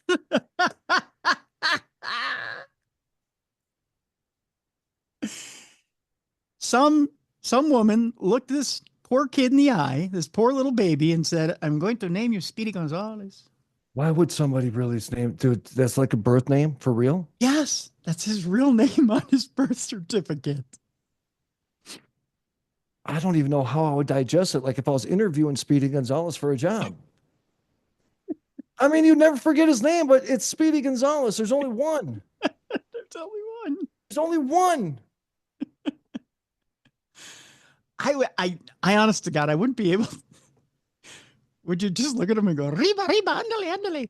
What would you say to him? It makes sense, though, that he was at Walmart. It does. It makes sense that he would be at Walmart because, I mean, it makes the story make sense. Because if you would say that Speedy Gonzalez was arrested at Target, none of this would feel normal. No. Right? No. The fact that Speedy Gonzalez got arrested at Walmart, I'm feeling really comfortable with this all of a sudden. Yeah, it's in the pocket, right? It's yeah. So 40-year-old Speedy Gonzalez, and yes, that's his real name, was identified on surveillance footage at a Walmart on Shallowford Road in March. Gonzalez is accused of carrying out a series of thefts at the store in Hall, Barrow, Gwinnett, Habersham, White, and Lumpkin counties. That's right. He was fast enough to get to all those different counties and commit all those thefts. Well, he is Speedy Gonzalez, bro. You know what I'm saying? I was just in Gainesville. Damn it. But I wasn't at Walmart, so I didn't see Speedy. You could have met him. Georgia is super haunted. Just saying. Yeah. Everywhere. And then I did what's the state right next to Georgia? I know I'm going off the track here. Alabama. Alabama, dude. I did a drive through Alabama and went through. There's entire towns, little tiny towns, completely abandoned, and buildings are still there. We should do a ghost hunting trip. I'm just saying. Yeah. Well, we have to grab our friend Joshua Darren, who he has a coffee shop down there. That excellent coffee, by the way. Absolutely, brother. I'm sorry about Speedy Gonzalez. So did Walmart prosecute Speedy? Well, here's the deal. The real Speedy Gonzalez would be a lot quicker. This Speedy had no such luck. Investigators say Gonzalez used a simple but effective method to conceal his thefts. He allegedly stuffed high-priced smaller items, such as nicotine products, diabetic test strips, and gum, into larger containers like trash cans or mailboxes. And at checkout, he would pay only for the large item and leave the store with the concealed merchandise. So he's a pack rat. It kind of works, dude. He can get away with it in some stores. Yeah. It's not hard to understand how this man could turn to a life of crime. Poor Speedy. He had to come from a rough family. No loving parents would saddle their child with such a silly name. It says in this article. I didn't say that. The article says that. But dude, doesn't he get residuals? Well, you would think that Warner Brothers would sue him. Wouldn't you? You would think there could be some legalities to this name.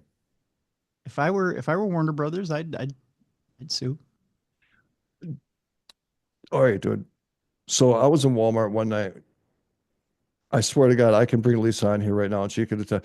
If aliens ever are real humans or in human form, I seen them just one night when I was in Walmart at 11 o'clock at night. Dude, we walked by 3 women. Really? And dude, I swear to God. And I did a live stream after that, and I was trying to not be funny about it because it can come off as comical, right? Because it's us. We always turn serious shit into comedy. Sure. But dude, I looked at these women, dude, and they were not normal, man. And whether I'm empathic or whatever it is, this was not a human thing to me.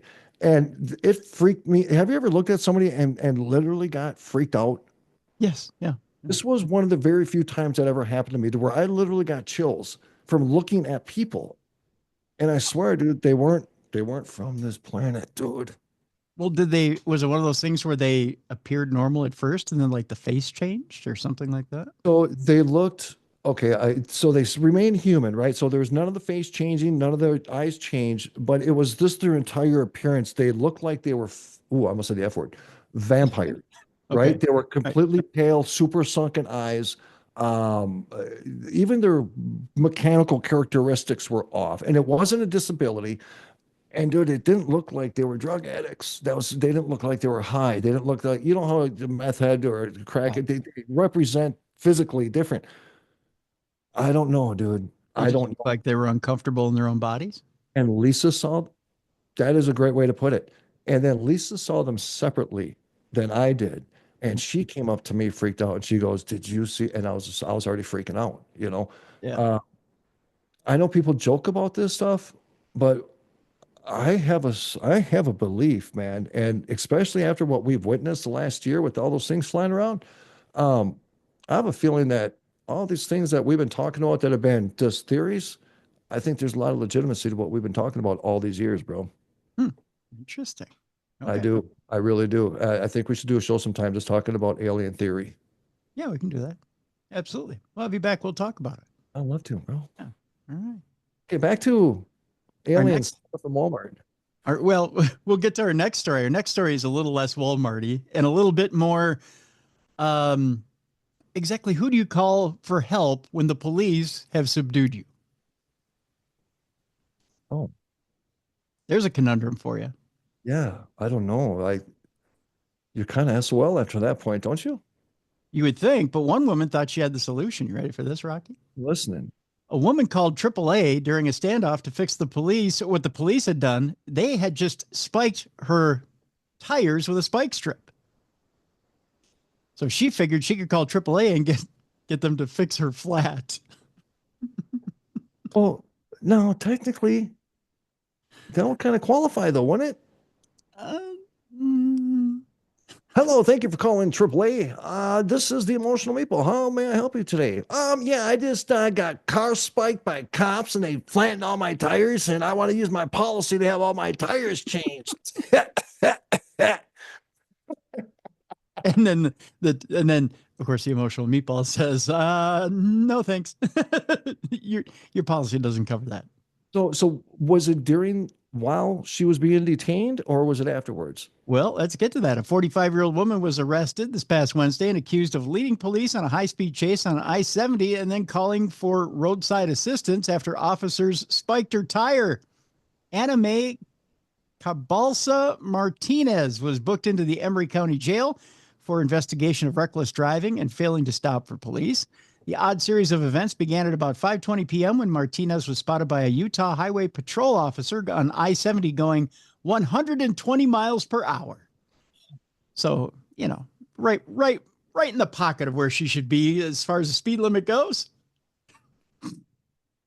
Dang, dude. A little fast. Dude, I do 90 and I start getting nervous. Well, my whole van starts to shake at about 95, so I don't even hit those speeds.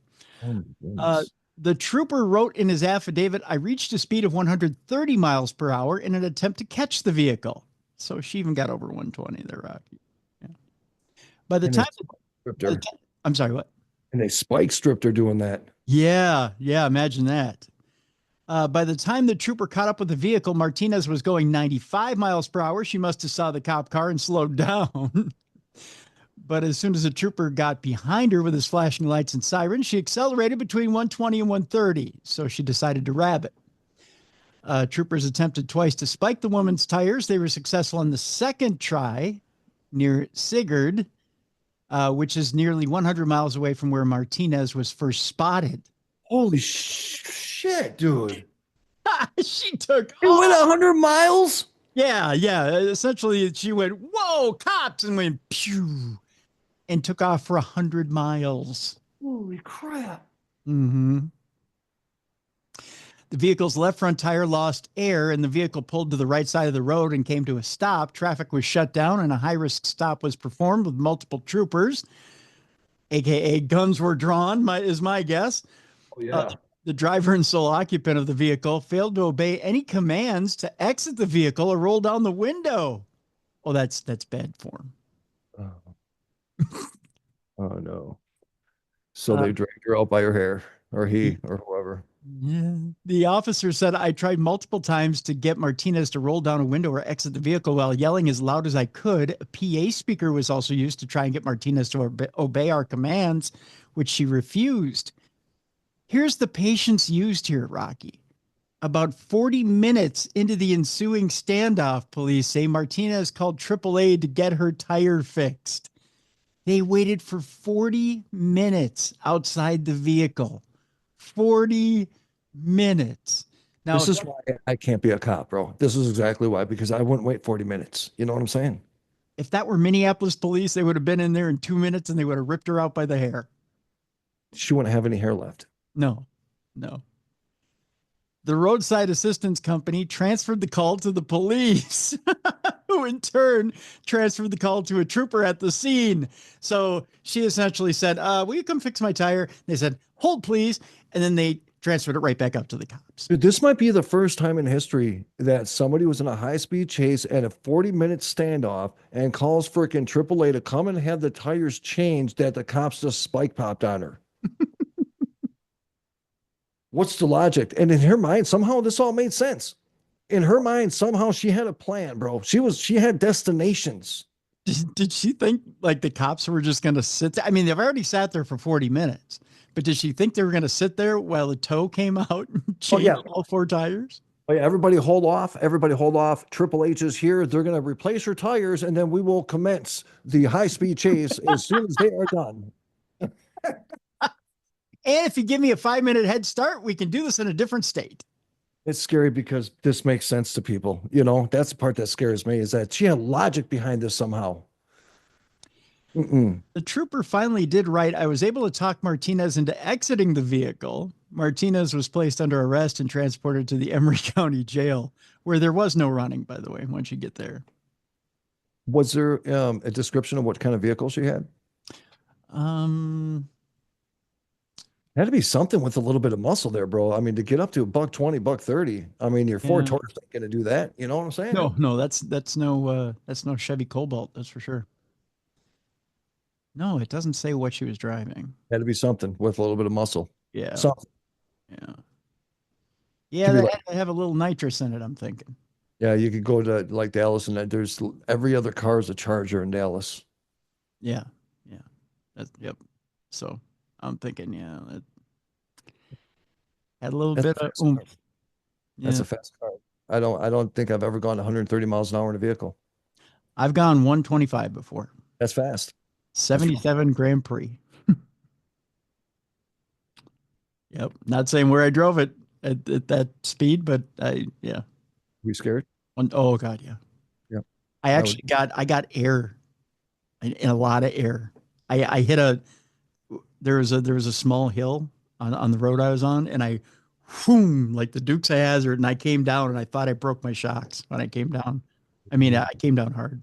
Bro, I didn't mean to get air on it, but I probably got up about 4 feet off the ground. you pooped a little. You pooped a Yeah, little. I did. Oh yeah. Absolutely. That's worth it. There were a lot of prayers and swears coming out of my mouth. At the same time, bro, it was like demonic possession. 2 tones at the same time. The anger tone and the praying tone. And they all made a beautiful noise at the same time. Yeah. Mm-hmm. Our next story, Rocky, has to do with a Florida woman who, yes, we're going to Florida, who was arrested for selling a certain something on Facebook Marketplace. Now, we were talking about abusing the internet before and how it can be a wonderful thing and how it can be a not so wonderful thing. This Florida woman used it for a not so good thing. Want to take a guess as to what she was selling on Facebook Marketplace? Air? I wish. No, it was something solid. Her poop. Oh, if it were only that. Oh, God, dude, don't. What is it? This Florida woman, and I'll show you her picture. It wasn't poop. No, it wasn't poop. I'll take a guess by looking at her picture. What would this lovely woman be selling on Facebook Marketplace? Oh, God, I don't know, dude. I should be a game show host. I'll give you 3 more seconds. What would this lovely woman be selling on Facebook Marketplace? Weed. That's a good guess, but not quite. Maybe if you ground up what she was selling on Facebook Marketplace, you could make an odd kind of weed. She was selling human remains on Facebook Marketplace, Rocky. Human remains is our correct answer for today's quiz. Wait. Yeah. How? Well, we'll tell you. The owner of a Florida curio shop has been arrested for selling human remains. By the way, this comes from one of our listeners as well. Thank you for the story. For selling human remains on Facebook Marketplace, according to the Orange City Police Department. 52-year-old, and we kid you not, this is her name, Kimberly Shopper and Ashley Lalazy were arrested and charged with the purchase and sale of human organs and tissue, according to court records. Captain Sharif El Shami told ABC News, "This is something I haven't seen in the 17 years that I've worked for this agency." Orange City is located about a half hour north of Orlando. Police began looking into Shopper's store called Shopper's Wonderful Body Parts. No, I'm kidding. It's called Wicked Wonderland back in December of 2023 when they received a tip regarding a business within the city attempting to sell human bones. Oh, God, dude. There's a big market for it. There is, but there's if you're into witchcraft. Well, that, and actually you can sell human cadavers to medical schools and make big time money. Well, cadavers. And if you're selling a human cadaver, you probably have some kind of credentials on why you have that cadaver and probably have release forms from the person that died that said that you can have my body when I die. If you do it above board, but there's a lot of different news stories out there of other schools that are doing it not so above board that are doing. So how was she was selling the bones like individual pieces and necklaces or like bones, like here's a thigh bone? Well, here's the rest of the story. The tip included images from the store's Facebook page, which advertised various human bones for sale, complete with pricing information. The affidavit said Shopper's store was allegedly selling 2 human skull fragments for $90. a human clavicle and a scapula for $90, a human rib for $35, a human vertebrae for $35, and a partial human skull for $600. All right, let me ask you something. Mm-hmm. Would you buy a skull? No. Nope. It's desecration. I'd never do it. There's just too much. I don't know I who. wonder how many of your listeners would buy a human skull if you knew that there was no like icky play to it. You know what I mean? Like it wasn't stolen. It was something that was donated. It was something that says you can use my body for whatever research you want to use it for. I still. And neither would I, bro. Neither would I. I mean, you hear the stories that people have just bringing the cremated parts of a loved one back home. Yeah. Could you imagine bringing a foreign skull into your house? Yeah. I just, here would be my concern is that the spirit that travels with that body or would be looking after that body just to see what was done with it would know that it was in your house and be like, dude, what the, and decide to hang around. I believe that, dude. I believe that. I think sometimes people are so miserable when they die of how their body's going to be treated that they stay with it maybe, But I believe that if somebody if somebody took my skull and wanted to use it for something I didn't agree with, dude, I'd be pissed. You know what I mean? I would want my skull brought back to where my rest of my body's at. I just think there's karmic justice behind it. 100%. Yeah. All right. So here's the question to the listeners. Mm-hmm. Could you own a skull? Human skull? Yes or no? Put it in the comments, but because this is the second question. So now you got to reference the question. So human skull, yes or no? That's it. Yeah. I'd like to know that too. And Tim will give you the answer to this next week. Yeah, I will. I'll give people the answer next week. We have a meeting about that. So I know I'll get a call from HR now. No, you won't get a call from any. No. And HR is Jess. She won't call you. So no, what kind of consequences does something like this have? Well, police spoke to Lacey, who is the co-owner of Wicked Wonderland, who said the store has been selling human bones for several years and was unaware that it was prohibited in the state of Florida.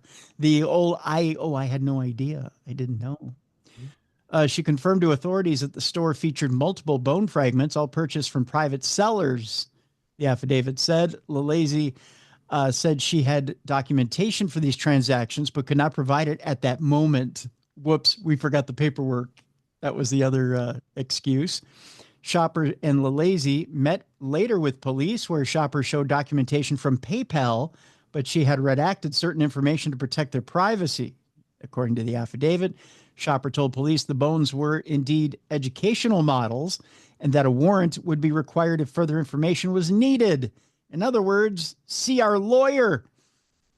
Police submitted 5 pieces of human bones from Wicked Wonderland as evidence with the Volusia County Medical Examiner's Office, finding that the fragments likely represent 2 different individuals, one of possible archaeological origin and the other of anatomical origin, according to the affidavit.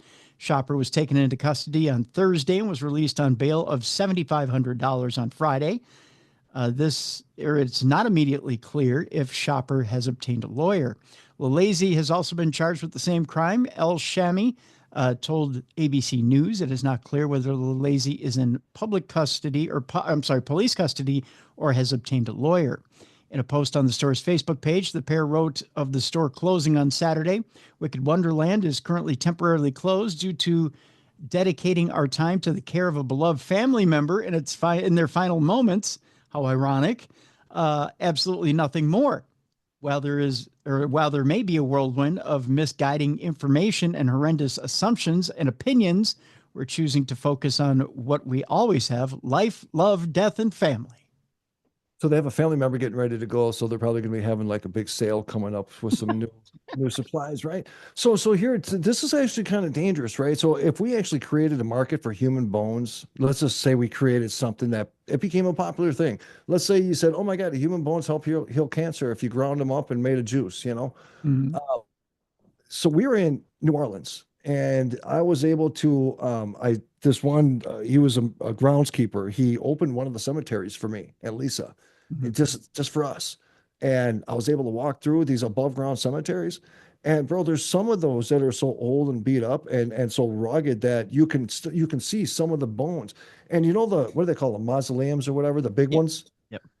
So did you know that in one hole, because sometimes you see them, they're stacked and you're like, wow, I mean, And sometimes in one hole, there's 7, 8, 9, 10 people. Yes. Yeah. And I never knew that what they do is that they drain the body as much as they can to get it to decompose as quick as possible.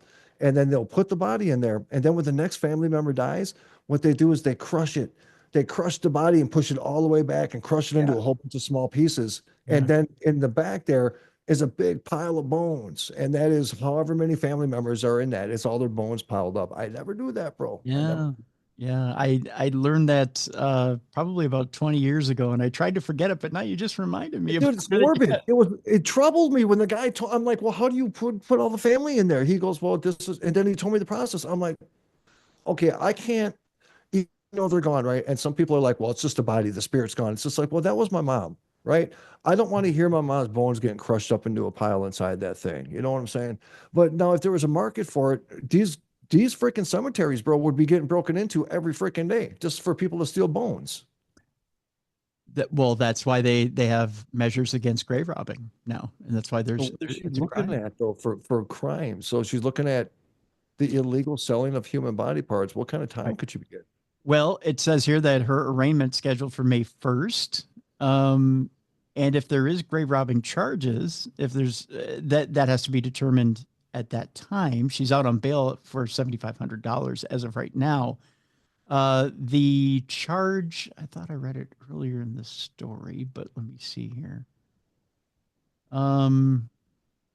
There could be some complications to that, trying to prove that there was grave robbing, because I mean, they really don't have any proof of her robbing anything. They just have proof of the physical objects. Well, she would be charged with possession of stolen property.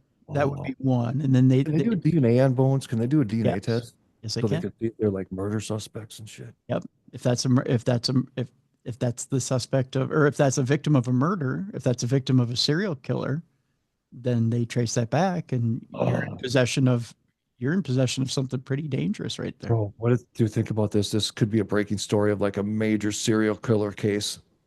Could. You never know. That's why stuff like that, buying stuff like that on the internet, you want to stay away from it. Yeah. I don't want anything human in my house. No. Except living. Yeah. Well, I mean, if you choose to keep a relative in an urn, I get that, but how are you about that though? How are you about that though? I mean, do you believe that bringing that urn home could produce haunting? No. Okay. No, I truly do believe if a relative wants to be at rest, they'll be at rest. It doesn't matter if it's their urn or the ashes or not. I got you. No, if they want to be at rest, they'll be at rest. I ain't gonna lie. I do kind of want to haunt some people. Well, then by all means, have at it. You have a list? Do I have a list? Only if they're cheerleaders or strippers. No, I'm kidding. Oh, yeah, I was kidding too. I'm sorry. Yeah, I'm totally kidding. Yeah, no, I don't have a list. Not as far as they know. Oh my God, bro, that's funny. Yeah. Oh. Our next story is another unusual story. I know. Imagine this, Rocky. I've pulled unusual stories for you today. Here's the headline, and try to sort it out if you will. Cutthroat cowboys busted after wild viral video captures them riding emotional support horses through Walmart. Again, another Walmart story for you. You thought the aliens you saw in Walmart were weird. Let me get to this story, and then we'll sort it out as we get through it. 4 men who dubbed themselves the Cutthroat Cowboys were saddled with charges after a viral video captured the young troublemakers riding their emotional support horses, see me doing air quotes, through a Louisiana Walmart. Police were on the hunt for the hooligans after wild footage showed the group on horseback trotting past the cashiers and down the aisles of the big box store in Baker Tuesday night as stunned shoppers and employees watched on, according to the nearly 40-second video shared by WBRZ2. And if I can ever get this ad out of my way, I could show you the picture of exactly what these guys look like. They look exactly like you would think they would look like if you can see just the... I got a pretty good visual in my head. Yeah, that's a little bit of them. What do they go by? The Cutthroat Cowboys. Yeah, riding down. Yeah. Oh, hell no, a woman who was seemingly recording the bizarre stunt reportedly said. And what the F was the other the other quote to this story. What appeared to be a Walmart employee laughed and then suggested the police be notified, adding the 4 horsemen were going to scare the shit out of somebody. That's probably accurate. Other footage shared on TikTok appeared to be taken from atop the large animal as the scoundrels galloped in the store with the Big and Rich song Save a Horse, Ride a Cowboy playing over the video. Dude. I think Rocky has found it. I think he's watching it right now. I did find it. Two of the riders, 18-year-old Mason Webb and a juvenile offender, turned themselves into police after warrants were issued for their arrest. 24-year-old Brendan Bridgewater and 22-year-old Patrick Derazin surrendered to authorities Friday morning, according to the Baker Police Department. Multiple local outlets reported. Here's a fine picture of both their asses right here, riding down the aisle at Walmart. Dude, that's crazy, isn't it? Yeah, they're trying to say that. If they would have went over to one state over in Texas, that Walmart, Texas would have allowed. No, they wouldn't have. No. Hey, they're not going to allow. Is there such thing as an emotional support horse? Is that real? No, it's not. No, there's no state in the union that'll allow you to ride. I mean, dude, imagine if one horse takes a deuce, bro. I mean, that's like 45 pounds. Yeah, and it's a health hazard when Big it time. happens indoors. So, Big time. yeah. After his arrest, Webb told WBRZ2 that his cutthroat cowboy squad had no real reason for entering the chain store on horseback, other than it being something fun to do.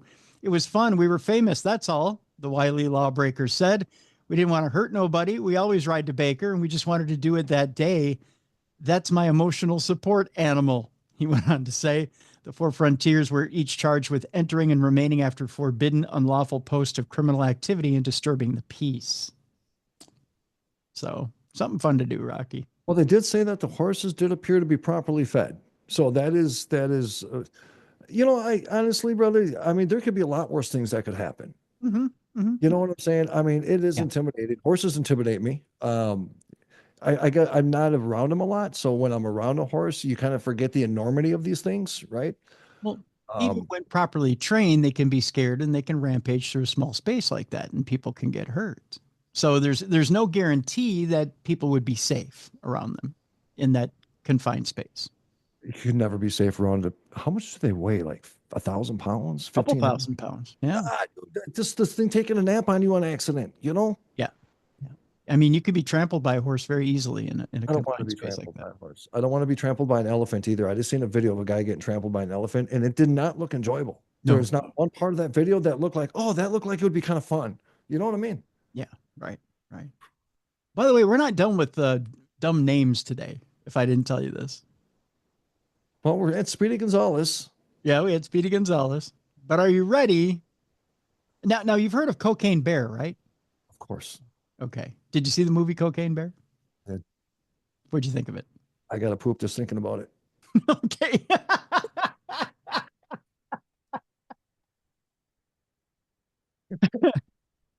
Well, if you fell in love with Cocaine Bear, get ready, Rocky, to fall in love with Eddie Cocaine.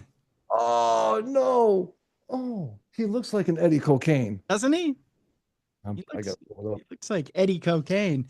Edward Cocaine faces charges of aggravated assault, burglary with assault, or battery and battery. I don't know what battery and battery is, but it's really bad if it's battery and battery. Yeah. Dude, that's his real name. That's his real name. Cocaine became so irate is the quote, man attacked Brevard County subway employees. That's right. He went after the people who make your fresh sandwiches. A 45-year-old man was arrested after he pushed workers at a Brevard County subway restaurant before pulling out a knife. Evidently, he was really hungry after doing a few bumps. What? Wait, so he was also cocaine? No, I'm just saying. I added that part. Oh, I mean, my God, this is can you snort yourself? I mean, is that the deal? Dude, that would be kind of cool to have a name of cocaine. Yeah, right. Ladies and gentlemen, welcome to the stage, Rocky Cocaine. Rocky Cocaine. Hey, you'd be Cocaine Rock. Bro, I got chills. That just gave me chills, bro. Didn't it? See, look at right there. Deputies said that on April 5th, a man later identified as Edward Cocaine, we call him Cocaine Eddie, went into the restaurant located at 390 St. Charles Avenue in Merritt Island with another man. Cocaine got into an argument with employees. It always does. I mean, cocaine never has a nice talk with you. It always gets into an argument with you when it gets into your system over what he believed were their bad attitudes.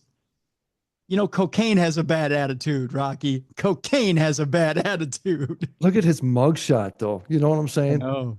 Does he? He looks like the human embodiment of cocaine, doesn't he? He looks like an apple. He kind of does. He does. According to the sheriff's office, Cocaine became so irate with the employees that yelling at them from across the counter wasn't enough.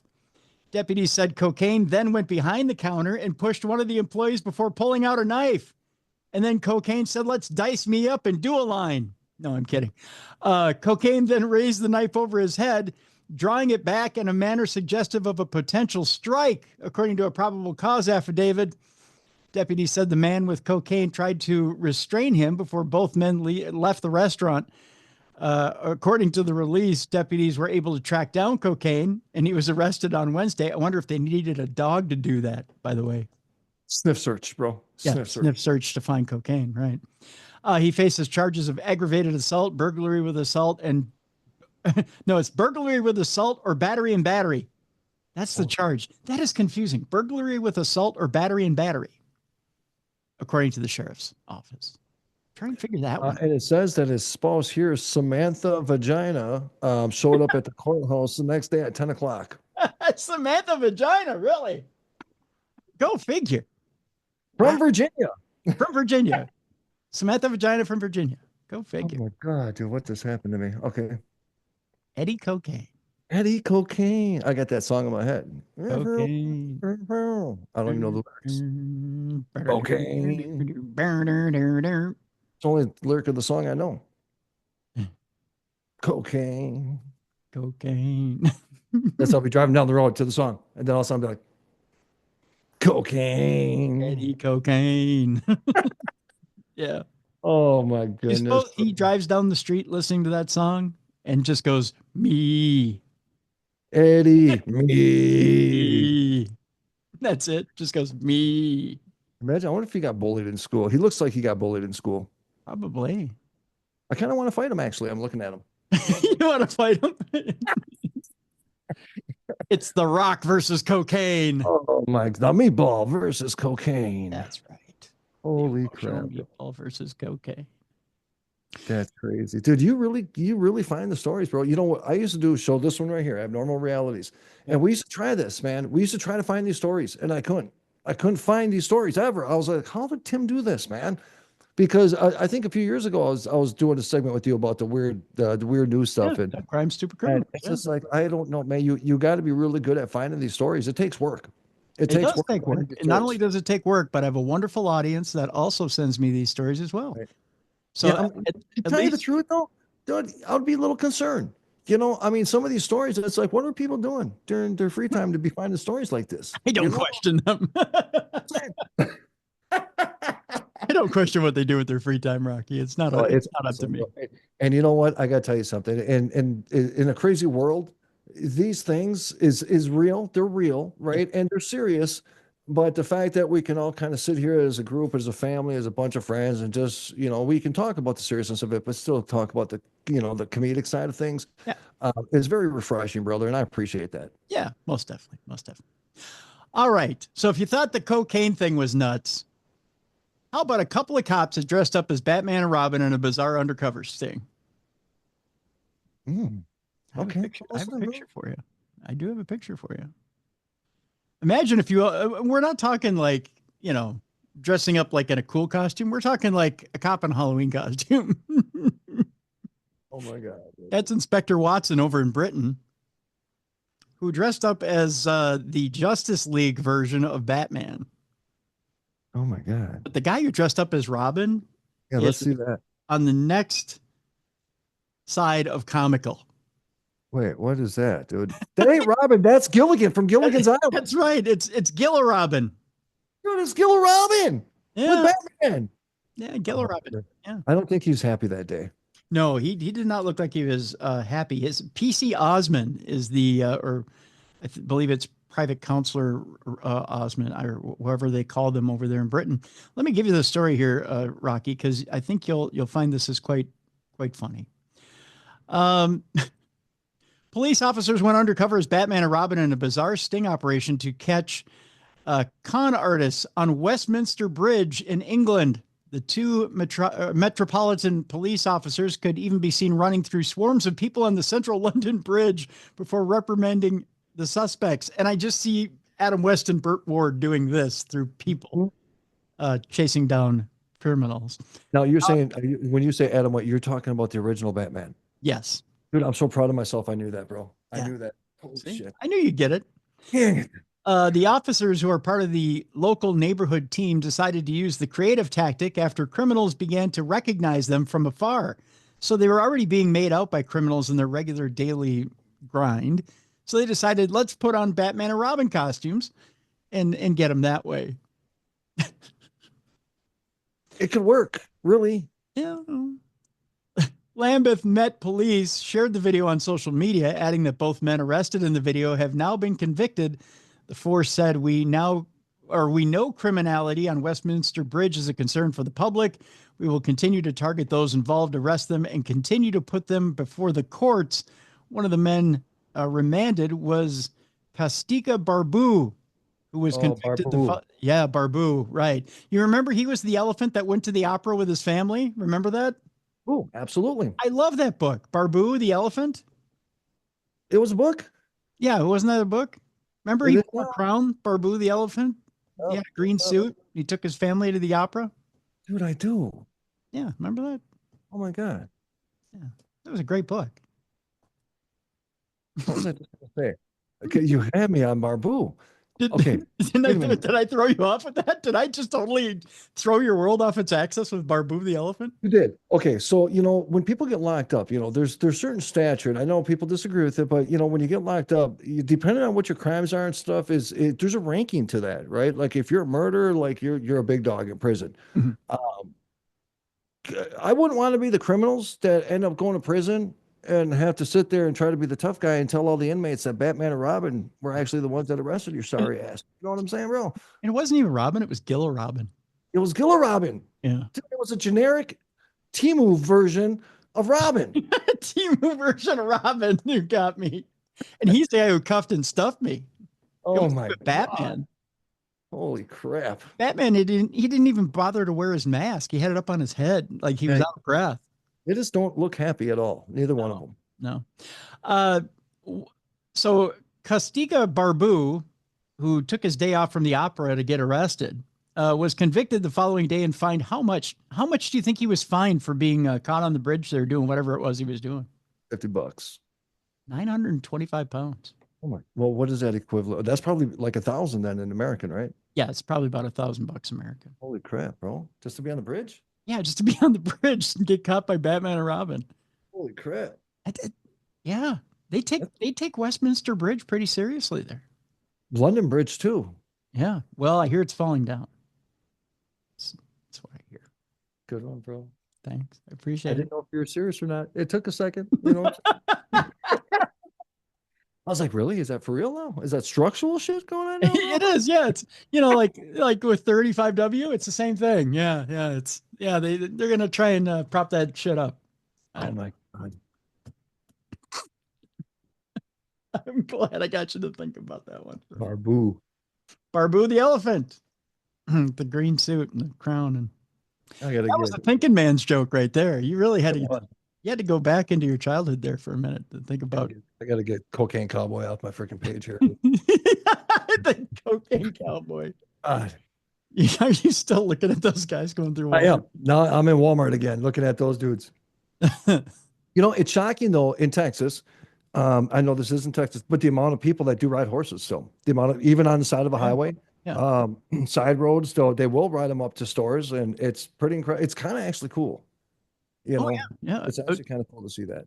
Well, I'm sure it is. I'm sure it is cool. And it'd be cool if it happened here in Minnesota. I'd freak out. I'd probably ask for a ride. Yeah, there's real cowboys, man. And I didn't really know real cowboys were real. I know that sounds stupid, right? Because we feel so modern, right? So when we grow up, our definition of cowboys is like Billy the Kid, right? To me, that's when I think of cowboys. I moved to Texas, and you'd go into like nice restaurants, Mhm. and these cowboys, some of these dudes are multimillionaires, right? Because they have such huge ranches. Yep. But there'll be these dudes, where they're in restaurants paying $100 a plate. They're wearing their Wranglers all dirty. They still got those kicker things on the back of their boots, that they use to kind of kick the horse when they're Yeah, riding. the spurs. Yeah, they are like legitimate, straight to the bone generational cowboys, dude. And it almost feels like you're walking in time. That's how Minnesotan I was, dude. You know what I mean? Yeah, yeah. Because our perception of Texas is just what we visualize it as, and then you go there and it's just like, wow, you have modernism, you have like history, you have culture, you have everything in one state. It's pretty incredible. Yeah, guys riding horses to Walmart. You know what I'm saying? Yeah, yeah. Well, when I went to Tombstone, I was kind of taken aback because I thought, oh yeah, it'll be touristy, and they'll do the touristy thing for me, and you'll see the touristy players, the role players out there, and then you'll actually see, you'll see the actual citizens of Tombstone. They'll be retirees. They'll be out there in ball caps and jogging suits, and no, there's a lot of people that wear their actual Western wear. And Did you ghost hunt when you were there? What's that? Did you ghost hunt when you were there? Yes. Was it cool? Oh yeah. Once in a lifetime stuff. Yeah. I want to go to Goldfield. Nevada? I want to go to the hotel. I've been there. You've been to the Goldfield, bro? Yeah, and hunted with the Ghost Adventures guys. We got a lot to talk about off air, my friend. I'm just telling you. Let's get back to these stories, shall we? Because we're running up against the clock here. Come on, let's go. It's time for our Not Safe for Work part of our program. So, folks, here's how it works. If you got kids who are listening, I don't know why. You're probably not that great of a parent, but get them out of the room. If you're listening at work, you want to get your boss out of the room because you're probably not that great of an employee if you got your boss listening to this. Although we appreciate the listen and the follow. Thanks, boss. But you probably want to get him out of the room because we're about to get a little naughty here in this section of the program. We're going to do that, and we'll give you about 5 seconds here. In 5, 4, 3, 2, 1. Here we go, Rocky. We're going to start this with a man who didn't remember that he was in an Applebee's. So, sir, this probably isn't appropriate. You're in an Applebee's. Here's what he did. Cops busted a drunk man who was wearing a pink thong, fake breasts, and a pink wig. We're not judging. No, he probably wanted the ladies' night discount, and we all do. 2 for ones. What's that? 2 for ones. 2 for ones. That's right. Is that worth a pink thong though? Because thongs, okay, it's a dude. Hey, as long as he shaves his ass, I don't care. I know, get that discount. Still, yeah. I'm visualizing it the wrong way. I think I'm visualizing it backwards. Let me reframe the conversation. This guy, pink wig. Oh, huh? Changed everything. Okay. That changed it. Yeah, I did change the dynamic there, didn't I?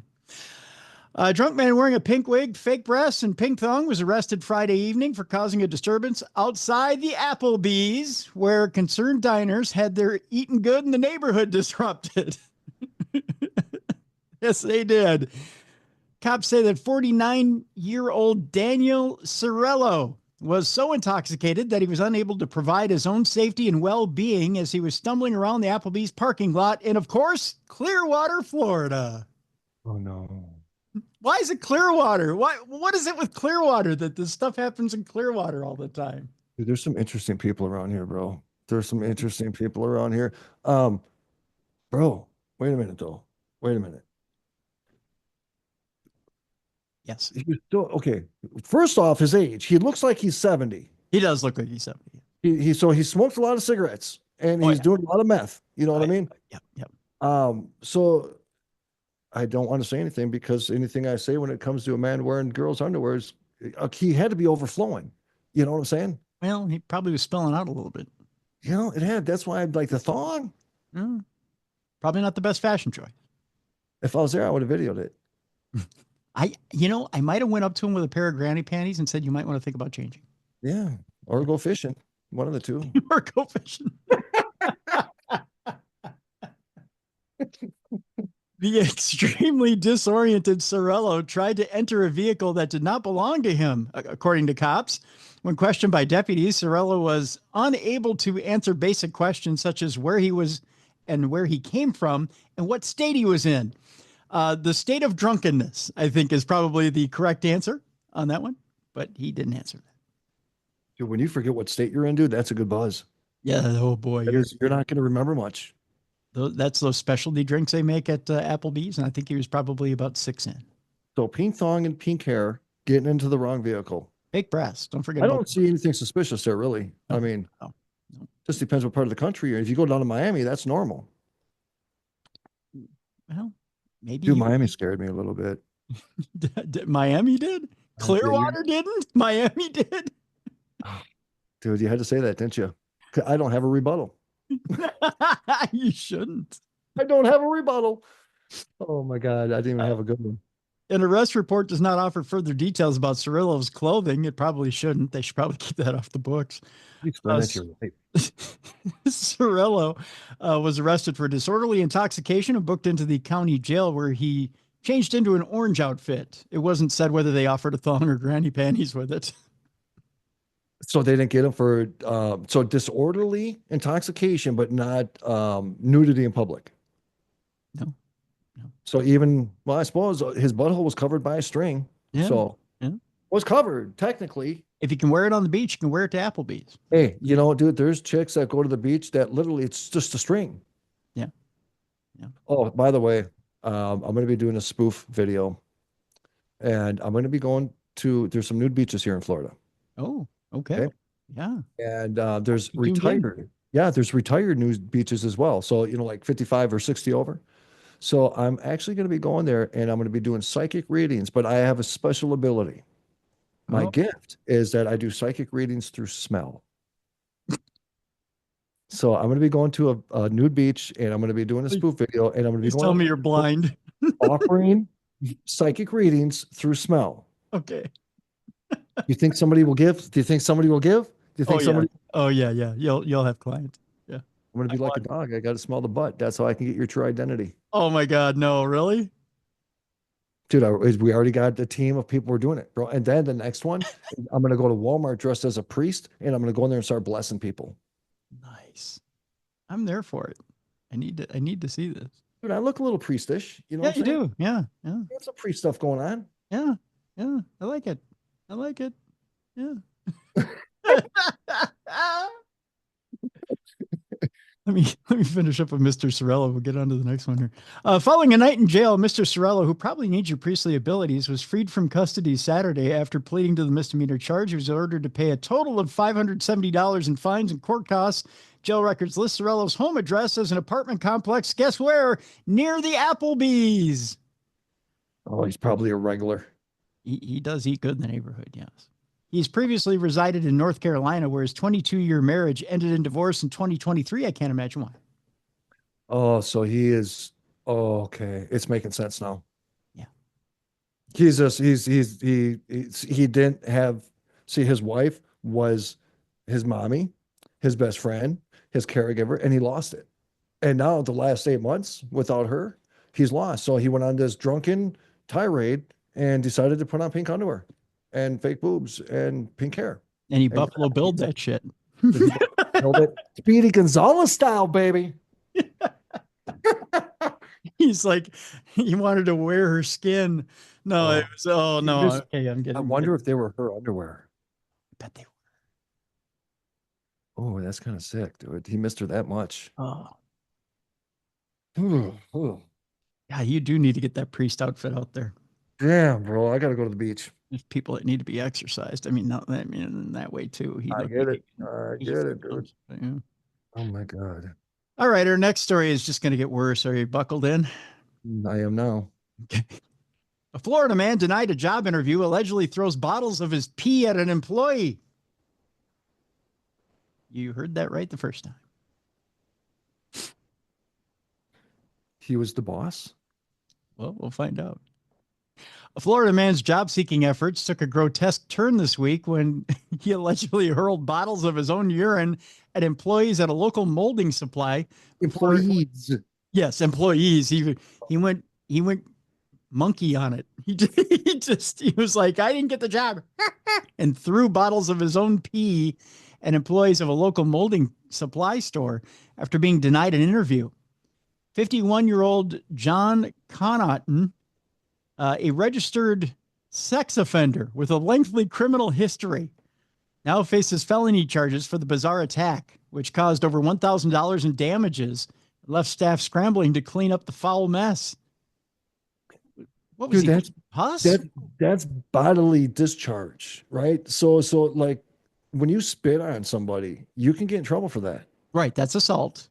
That would be assault too then. A point down. Like Throwing your urine is assault. Right. Okay. According to a Pinellas County affidavit, Connaughton visited Doors Molding and More on April 3rd seeking employment. After store staff declined to interview him, he allegedly retaliated by launching multiple urine-filled bottles through the front entrance. Fire in the hole! I don't know why? I don't know how sometimes to even come up with like a comedical way to justify this behavior, bro. Because, okay, so you're already a registered sex offender. You're not looking to rebuild your image. So you get angry. So instead of trying to be a better person, you get denied a job or whatever. So you decide to throw your pee. How would you feel, Tim, if you felt it and it was still warm? As it hit me, or as I got the fully closed bottle? It hit you right on the neck, the liquid, and it was hot. Like, I need a shower now? Yeah. I would be mad, bro. Oh, yeah. Like bodily stuff. You know, it's like boogers. You know what I'm saying? Yeah. Yeah. At that point, I probably see red and it's time to punch somebody out. You know, they're lucky we're men of peace. Yeah, but we are men of peace. That's true.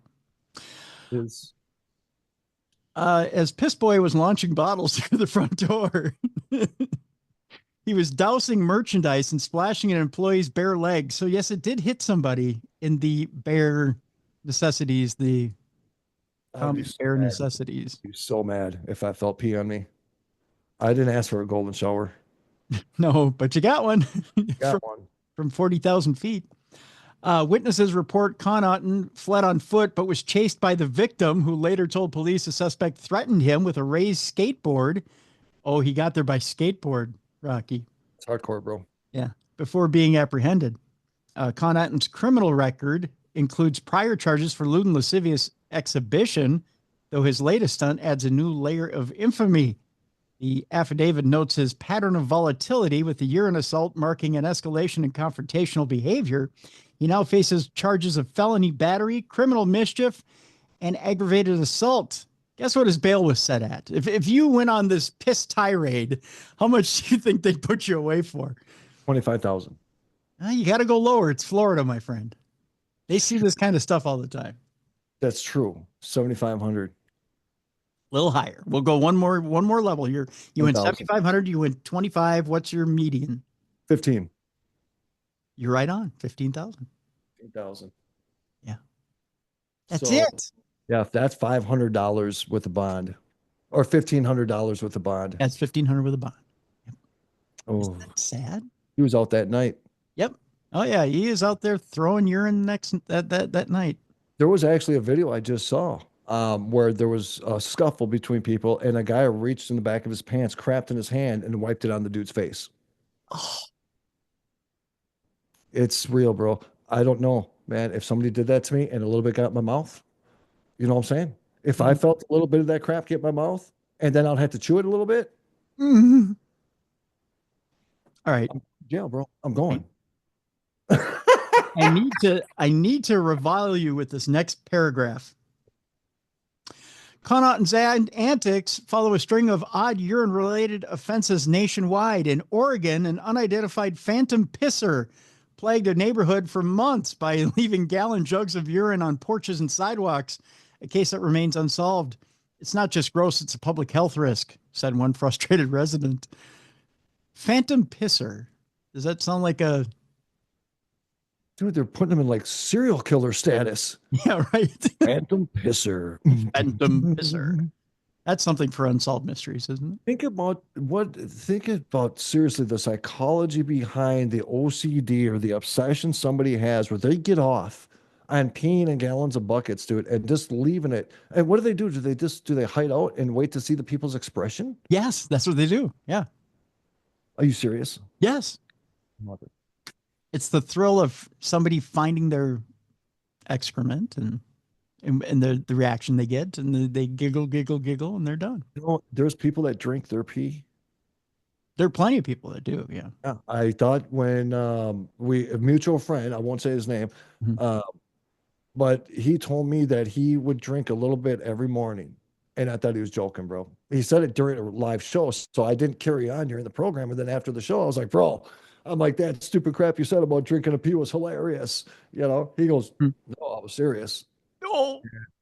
Well, then he started breaking down all that. I'm like, okay, bro. Okay. So maybe scientifically you can say that there's some benefits to it. I'll go take a multivitamin. I'm good with that. Yeah. I'll be drinking my own take a pee. pill. Bro. Yeah. Don't need to even do that. I don't even like looking in the toilet after I pee in the morning. You know what I'm saying? Yeah. No, I agree with you. I'll take those vitamins. Hey, Tim, what do you do next week? Let's go pee bomb some people. Yeah. Bro, what's wrong with people?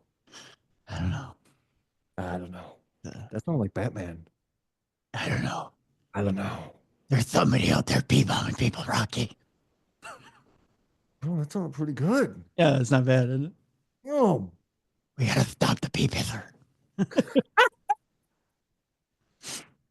The next headline is even more salacious. Shots fired at dicks.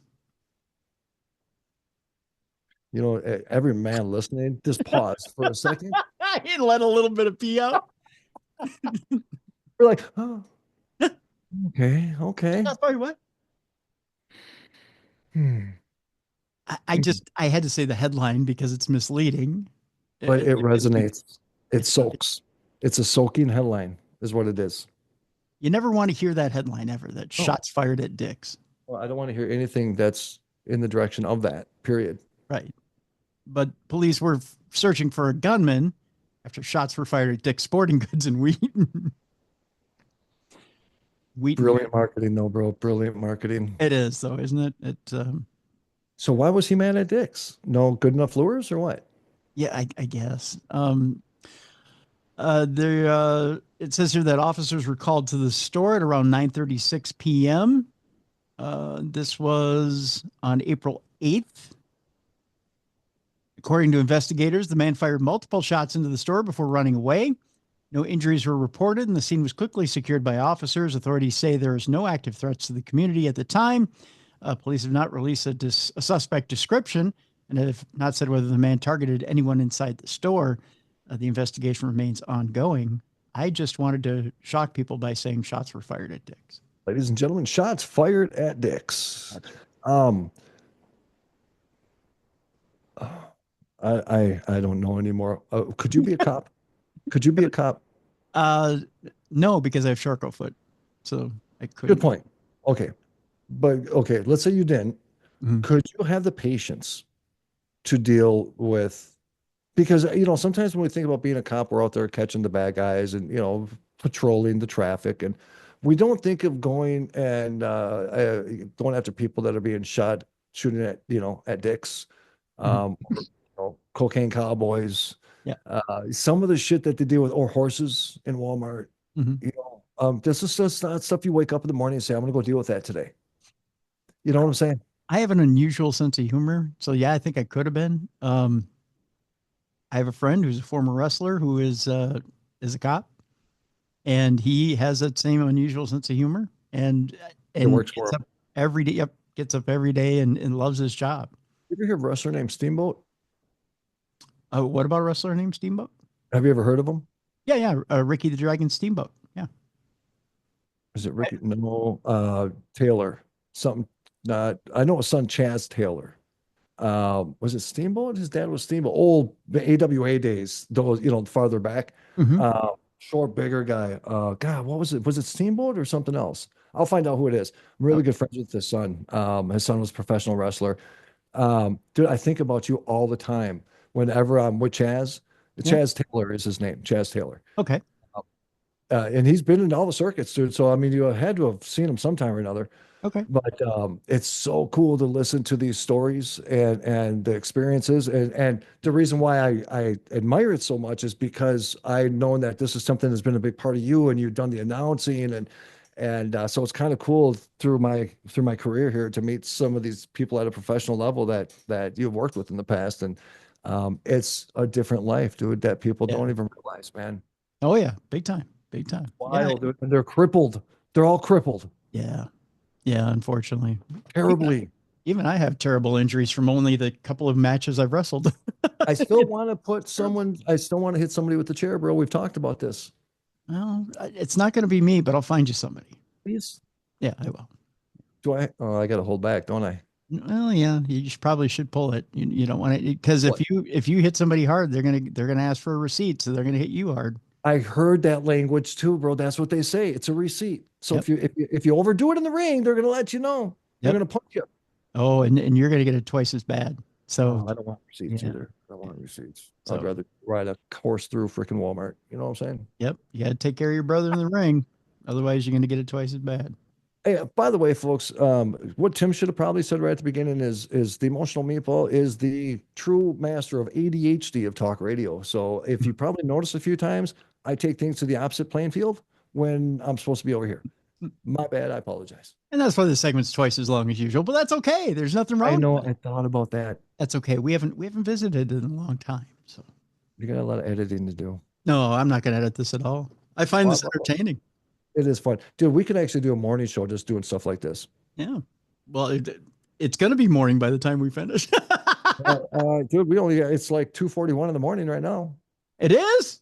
No. Oh, I'm kidding. I've been up for 24 hours. Well, I have been up I've been up since 3:30 this morning, so we're going to wrap this up soon. Actually, we have I think 4 stories left. 2 of them are of naked men, so I don't know what that does for you, but we'll combine this in a twofer, and we'll just tell you that we got a couple of naked men running around. The first one is a man who's arrested after walking naked on a highway. We go to Wayne County, Kentucky, of course, because why wouldn't they walk around naked in Kentucky? We say it's Monticello up here, but it's Monticello, isn't it? Yep. Down south. Right. That's right. Yeah. That's right. Monticello man was arrested and facing numerous charges after police say he was found walking naked along a highway. According to an arrest citation, deputies with the Wayne County Sheriff's Office responded to a report of a nude man walking on, I say KY 320 or 3286. It's Kentucky 3286. They located James K. King, who told deputies he was going to get some pants. That's why he was out naked. Makes sense to me. I mean, Scotty Roberts, he woke up one morning at the Renaissance Festival in a field naked. So, it happens to the best. Well, we're hoping good things happen that he woke up naked. He still hasn't really indulged. I don't think he remembers. But so I just came up with my own. Yeah. Wild. Me too. I'm filling in the blank with in a good way for the brother that he woke up naked in the middle of the field. By the way, did you hear who's going to be one day only at the Minnesota Renaissance Festival, August 16th? Oh, Penn and Teller. Shut up. Serious. They're celebrating, I think is it their 50th anniversary of first performing at the Renaissance Festival? And they're going to be there one day only. And they're going to be performing live performances at the Minnesota Renaissance Festival. That is historical, bro. Yeah. That's huge. That's awesome.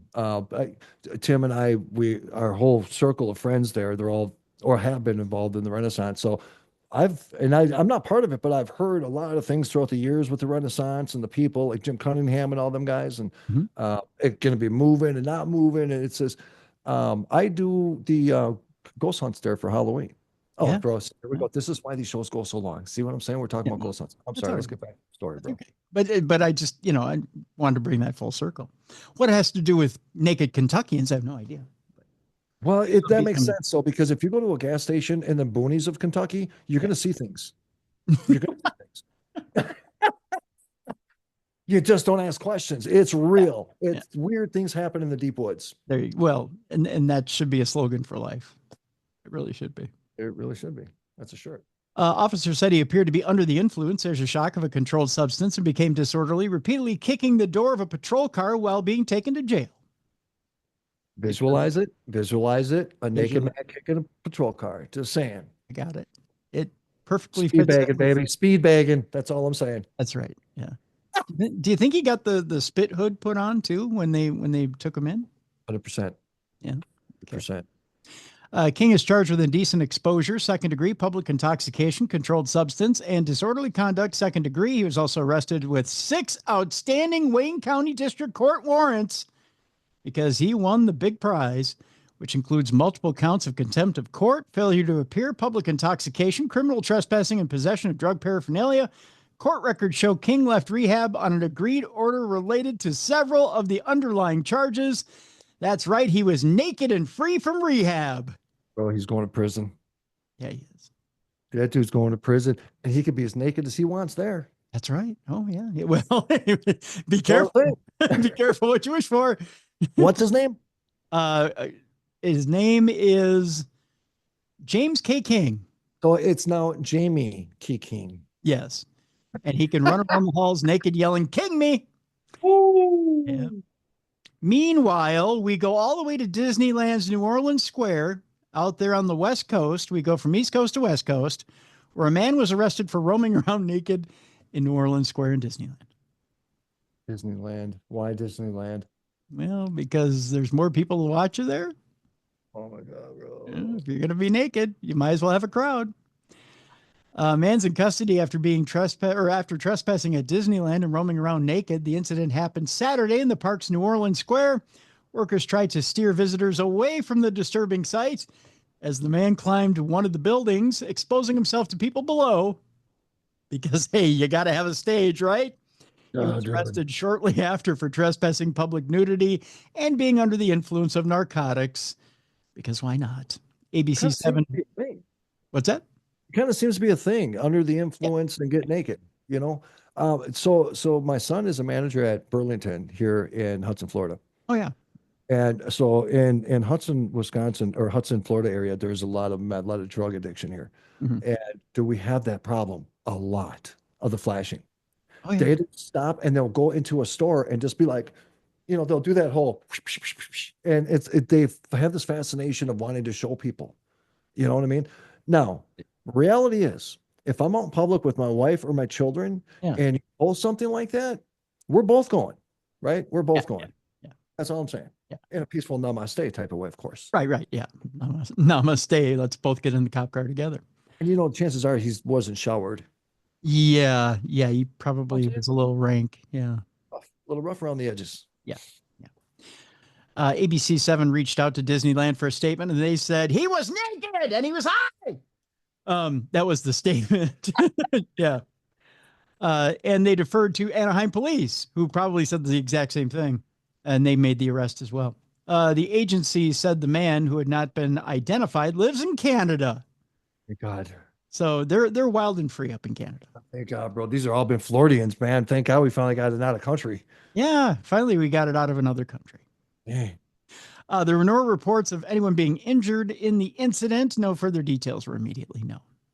Yeah, there's something going on with these people, these creepers, man, flashing people like that. And you don't do that stuff at a kid's carnival park or whatever it's called. You know what I mean? Yeah, Disneyland. Yeah, just Disneyland. I know it's the place of hopes and dreams, but you better be clothed when you're in Disneyland. That's all. Because you'll be dreaming if you're not. That's right. Yeah. Well, dreaming in a jail cell. Yeah, that's right. All right, Rocky, we're going to wind this up with 2 stories here. The first one is, how should I put this? What do they call it when you're one thing but you wish to be another?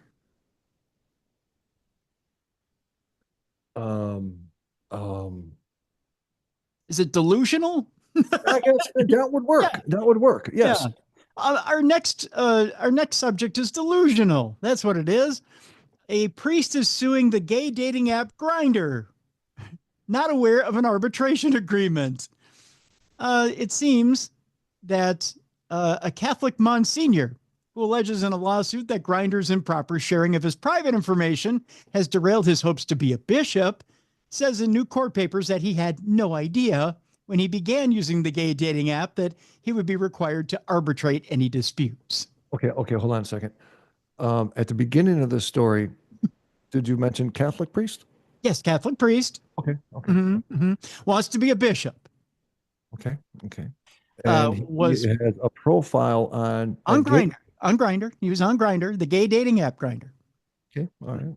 I mean, this all makes sense. I just want to make sure I'm hearing it right. You know what I'm saying? Mm-hmm. Okay, so now because his public information is exposed, now he can't be a bishop. Now he can't be a bishop. Nope. Oh, so having gay sex doesn't disqualify him. Evidently not. Just being on Grindr does. I mean, I shouldn't have said it like that. I apologize. Actually, just having sex, right? Because as a Catholic priest, you commit to celibacy. Yes, you have to be chaste. Yes, you have to be pure. That's a rough word, chaste. That makes it sound more painful. It does, doesn't it? You have to be chaste. If you ask this former altar boy, is a bunch of bullshit. Really, priests are just they're human. Yeah, they should be human. Yes. Okay, so I'm going to ask you that then. Next question. Should Catholic priests, I had to say Catholic priests, should they be allowed to get married? Yes. I agree 100% because a lot of things would have never happened if they're able to get a little shit on the side. You know what I'm saying? If they're able to go home and get a little ass, dude, then they wouldn't have been horny all the damn time. If that makes sense.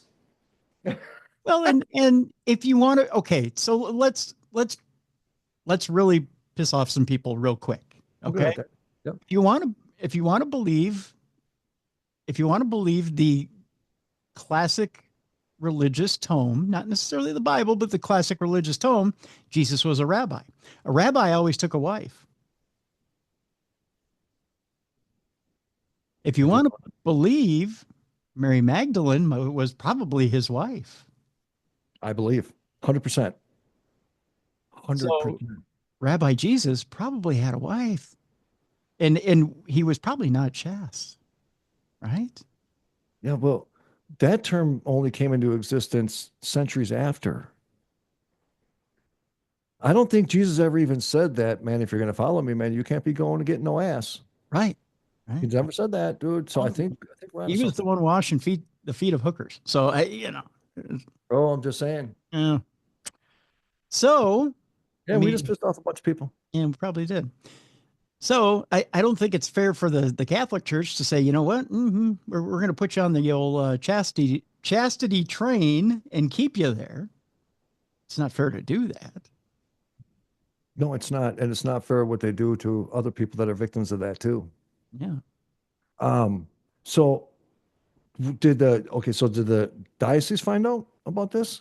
Well, in 2021, a Catholic media site, The Pillar, reported that Monsignor Jeffrey Burrill had been using the app, and he subsequently had to step down from his position as the general secretary of the U.S. Conference of Catholic Bishops, that according to the Los Angeles Superior Court lawsuit.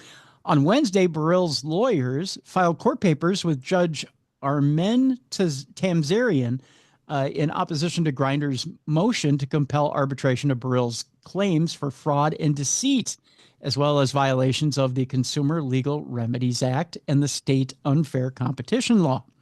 In their court papers, Grindr lawyers maintain that signing an arbitration agreement is a prerequisite to creating a Grindr account and using the app, and that Burrill could have opted out of the agreement and did not.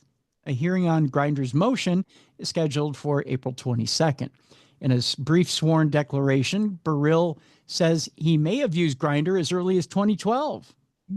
I do not recall seeing an arbitration agreement with Grindr, Burrill says, because I do not recall seeing an arbitration agreement. I also do not recall if I ever opted out of an arbitration agreement. Nobody knows when you sign up for an app, what you're opting in for and opting out of. You just agree to the app and you put it on your phone. So he's been dating for over 10 years? At 12, I believe. 10 to 12, yeah. Is this one of those New Age Catholic churches? It might be. It might be an old Catholic church. The old Catholic church, technically, you can date. I didn't know that. Now the old Catholic church is not recognized by the Catholic Church. It's an offshoot. Do you want to hear something really interesting? Sure. The longest running Black Catholic church is in New Orleans, and it was established in the 1700s. Really? I went there, bro. It was fascinating. I mean, no, it was heartbreaking. They have things displayed outside that heartbreaking to see. It's run down, but my point on it is that we always have this perception of certain things. But it was actually officially made a Catholic church in the early 1800s, but started in the 1700s. And it's always had a black Catholic priest since day one. Really? And it's interesting because the things that we always hear compared to, you get what I'm saying? Yeah. So there's a lot of things about our own history right here that, when I found that out, I was just like, wow, that's completely opposite than what we're taught. You know what I'm saying? It's like maybe this is stuff that we should actually hear about, because to me, I was inspired. Yeah. So I don't know what brought me there. I don't know what brought me to that. Priests. Well, the fact that we're on this. Churches, priests. Churches, priests. Yeah, but you know what's going to happen though, brother? Nothing's going to happen. They'll say he's going to lose that position, just like one of the they'll take away popes at the Vatican. His job before he became a pope was to find a place to send all the pedophile priests. That was his job, was to go find a place they're going to go pray for the rest of their life. And it's just like, no, his job should have been finding what prison they're going to send him to. Right? If you want to take the responsibility of putting on the cloth and representing the word of Jesus, then you need to take that responsibility on. And if you breach that to me is the highest thing you could breach, is your relationship with your higher power. And these priests that have taken the responsibility to spread his message have disavowed that. And they should pay just like every other human pays for criminality. That's right. Because one of the things that Jesus did do was shepherd the children and protect the children. Protect the children. I got a shirt, save the children. Yep. That's it, brother. That's it. That's, to me, when people ask me about how I am religiously, I say I practice the message of Jesus. Yeah. That's where I'm at. There's my religion. I treat people how I want to be treated. And yes, I will wash the feet of prostitutes and the homeless. And I will eat with homeless, what's that term they say? It's better to have crumbs with bums than steaks with snakes. Yeah. Yeah. That's me, brother. Right. That's me. Exactly right. All right. The last story. Would you do this with a flight attendant though? Here's the last story, Rocky. I'm going to totally turn things on its ear. We're going to come right back to the old home state of Minnesota for this last one. And this is how we end Dumb Crime, Stupid Criminals today. A Minnesota nurse is facing federal charges for allegedly grabbing a flight attendant's genitals. I don't know that this happens with in-flight service. Let me just read this story. If convicted, 64-year-old Jody Lynn Sherry Berg, yes, it's not a guy who did this. Oh, I was waiting for a guy's name. Could be imprisoned for up to 20 years. A 64-year-old licensed practical nurse is facing federal charges after she allegedly grabbed a flight attendant's genitalia while traveling from Las Vegas to North Dakota. Maybe she was doing a physical. That could be. Maybe they looked ill. I'm not judging. I mean, flight attendants are busy. You know what I'm saying? They are. And they're always on the move. So why not have the nurse practitioner just come around the flight? Yep. Just say, hey, turn your head and cough. No problem. Jody Lynn Sherry Berg was arrested Tuesday on one count of interference with flight crew members, according to federal court documents reviewed by The Independent. The altercation occurred January 16th aboard an Allegiant air flight from Harry Reid International Airport to Grand Forks International, and states an indictment unsealed April 8th in a Minnesota federal court.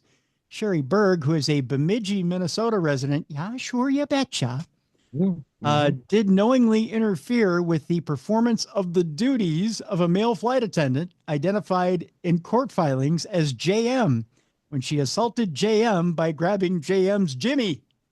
So she just decided to grab his balls out of nowhere. Yeah, just cop a feel. Attorney Jean Brandel, a public defender assigned to represent Sherry Berg at her first court appearance, told The Independent that she was not at liberty to speak to you about the case. That was a direct quote. She was a little mean about it. Yeah. I was like, yeah. Brandel, what's that? Or some, Brandel declined to provide details of what led up to the altercation, but is not laid out in the indictment. An Allegiant Air spokesperson did not immediately respond to a request for comment. A fellow traveler captured cell phone video of Sherry Berg grabbing the flight attendant's crotch. Fargo, North Dakota NBC affiliate KVLY reported at the time of the incident. Now, Sherry Berg was initially arrested upon landing by the Grand Forks Police Department on one count of providing false information to law enforcement.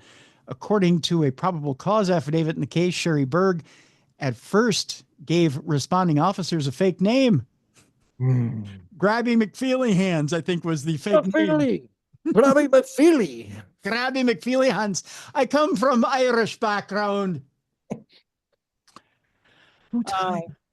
However, a search of Sherry Berg's belongings turned up a Minnesota driver's license that revealed her true identity. Did they think they weren't going to go through her belongings? Some people just don't make sense. You know what I mean? They just don't make sense.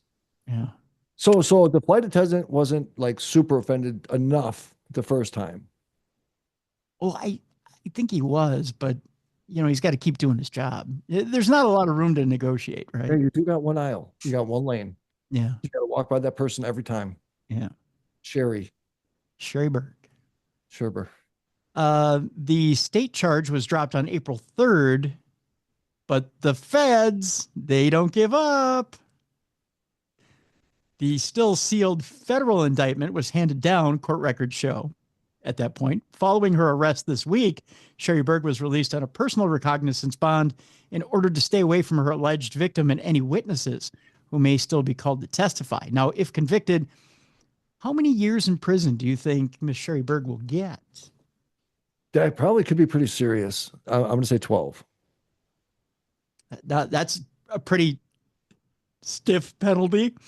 If I do say so myself, but let's just say we're rising with the penalty here. What? Are you serious? Miss Sherry Berg could face up to 20 years in prison. So she would serve 14. Yeah. She's scheduled Just her for grabbing a guy's balls? Oh, she might have got a little cock and balls in there for money. Yeah, but dude, there's dudes that are in there for selling fentanyl and cocaine that are doing half that. There's a guy who got caught with 5 pounds of cocaine. He got 7 years.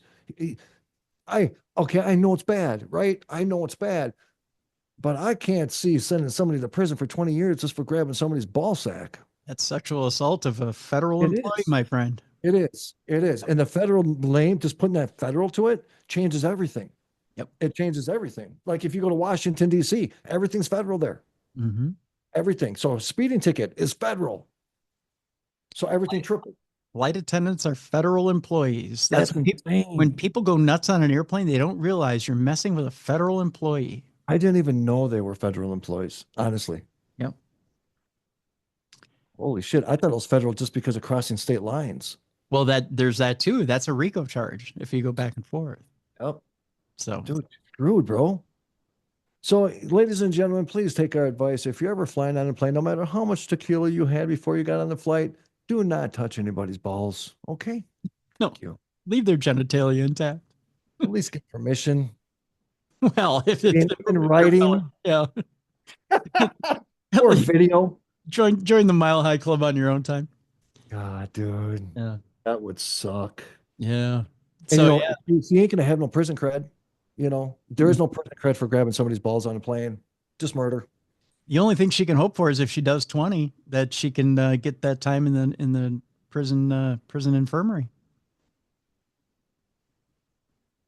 She's going. Yeah. Now it's like I'm compelled to follow every one of these stories. See, I got to know what happens. April 21st is when her arraignment is. Oh. It's 7 days, folks. 6 days in a wake up in her language. You've already got her convicted. Look at you. Bro, I love being on the radio with you, man. I appreciate you. So we'll follow Nurse Grabass all the way up until her arraignment. I'm Nurse Grabass. Nurse Grabass. God. So Rocky, tell people where they can check you out, where they can follow you through Stuccimedia, and where they can see you. Stuccimedia.com. That's kind of my little baby. It's STUCCI media.com. It's just a news site. We have some podcasts on there. We're just starting now to bring the podcast on. I wanted to make sure the site was established before we brought shows on. But yeah, stuccimedia.com, and then on the social medias, it's ROCCI for my first name. A lot of people get that screwed up. But yeah, look me up. I'm friends with Timmy on all the socials, but known Tim for a long time, and he is a true brother to me. And there's not many people I'll do it for, but I'll give my life for him and his family.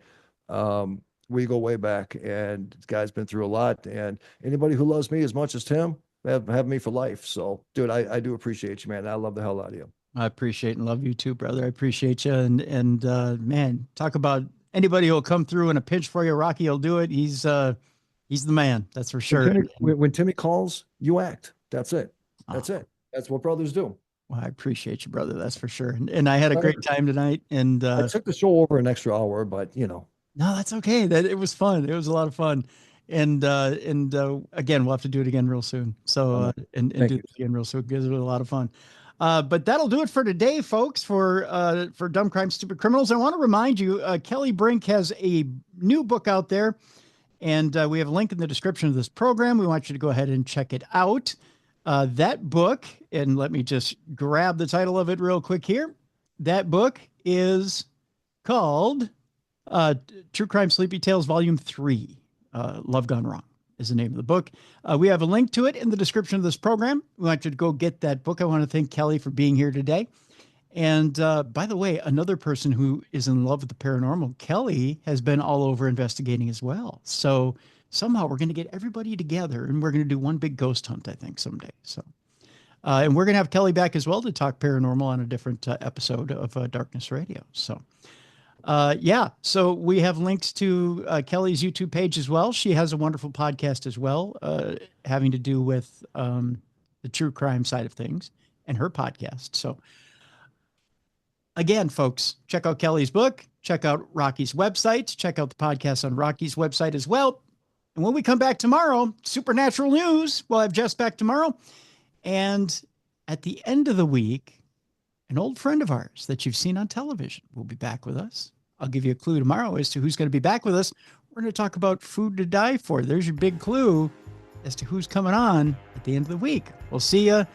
More great shows rest of the week here tomorrow for Darkness Radio. For Rocky Stucci, I'm Tim Dennis. Thank you so much for watching and listening to the best in true crime podcasting. This is True Crime Tuesday. For more audio and video archives of True Crime Tuesday, intriguing content, and cool swag, check out darknessradioshow.com. The executive producer of True Crime Tuesday is Troy Palmer. If you enjoyed what you saw today, make sure you like and subscribe.